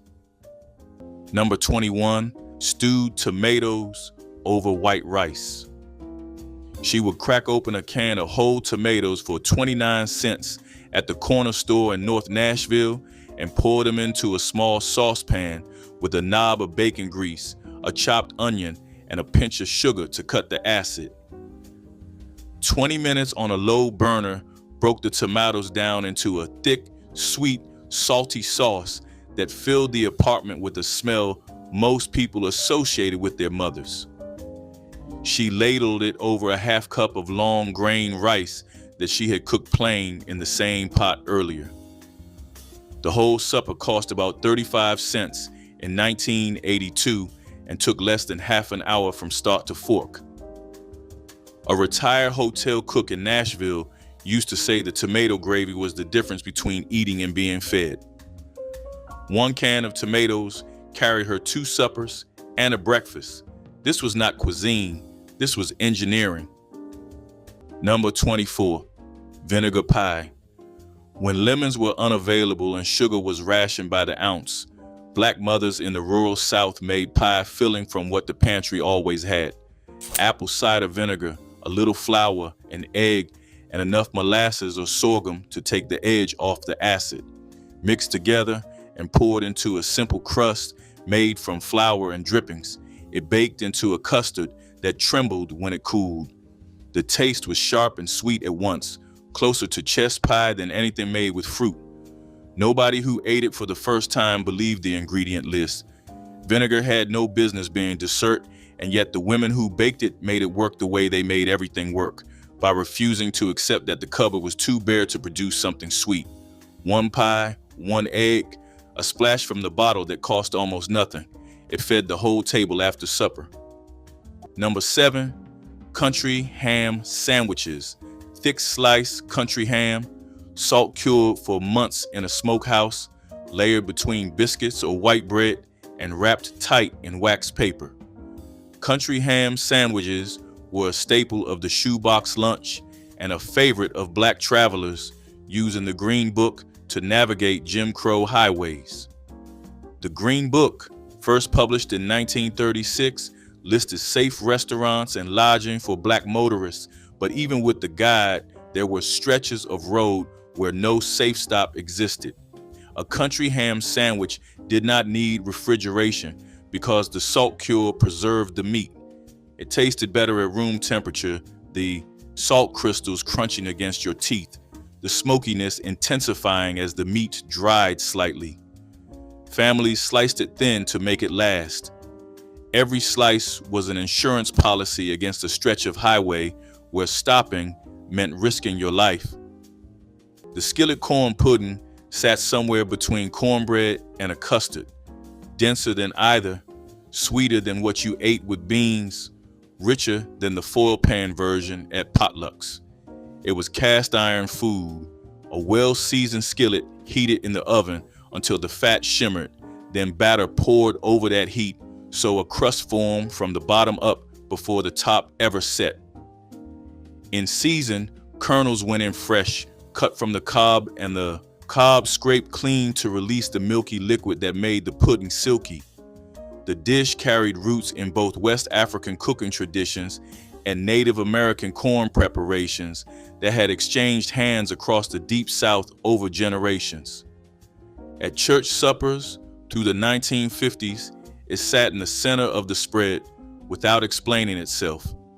You either knew what you were tasting the moment it hit your mouth, or you didn't.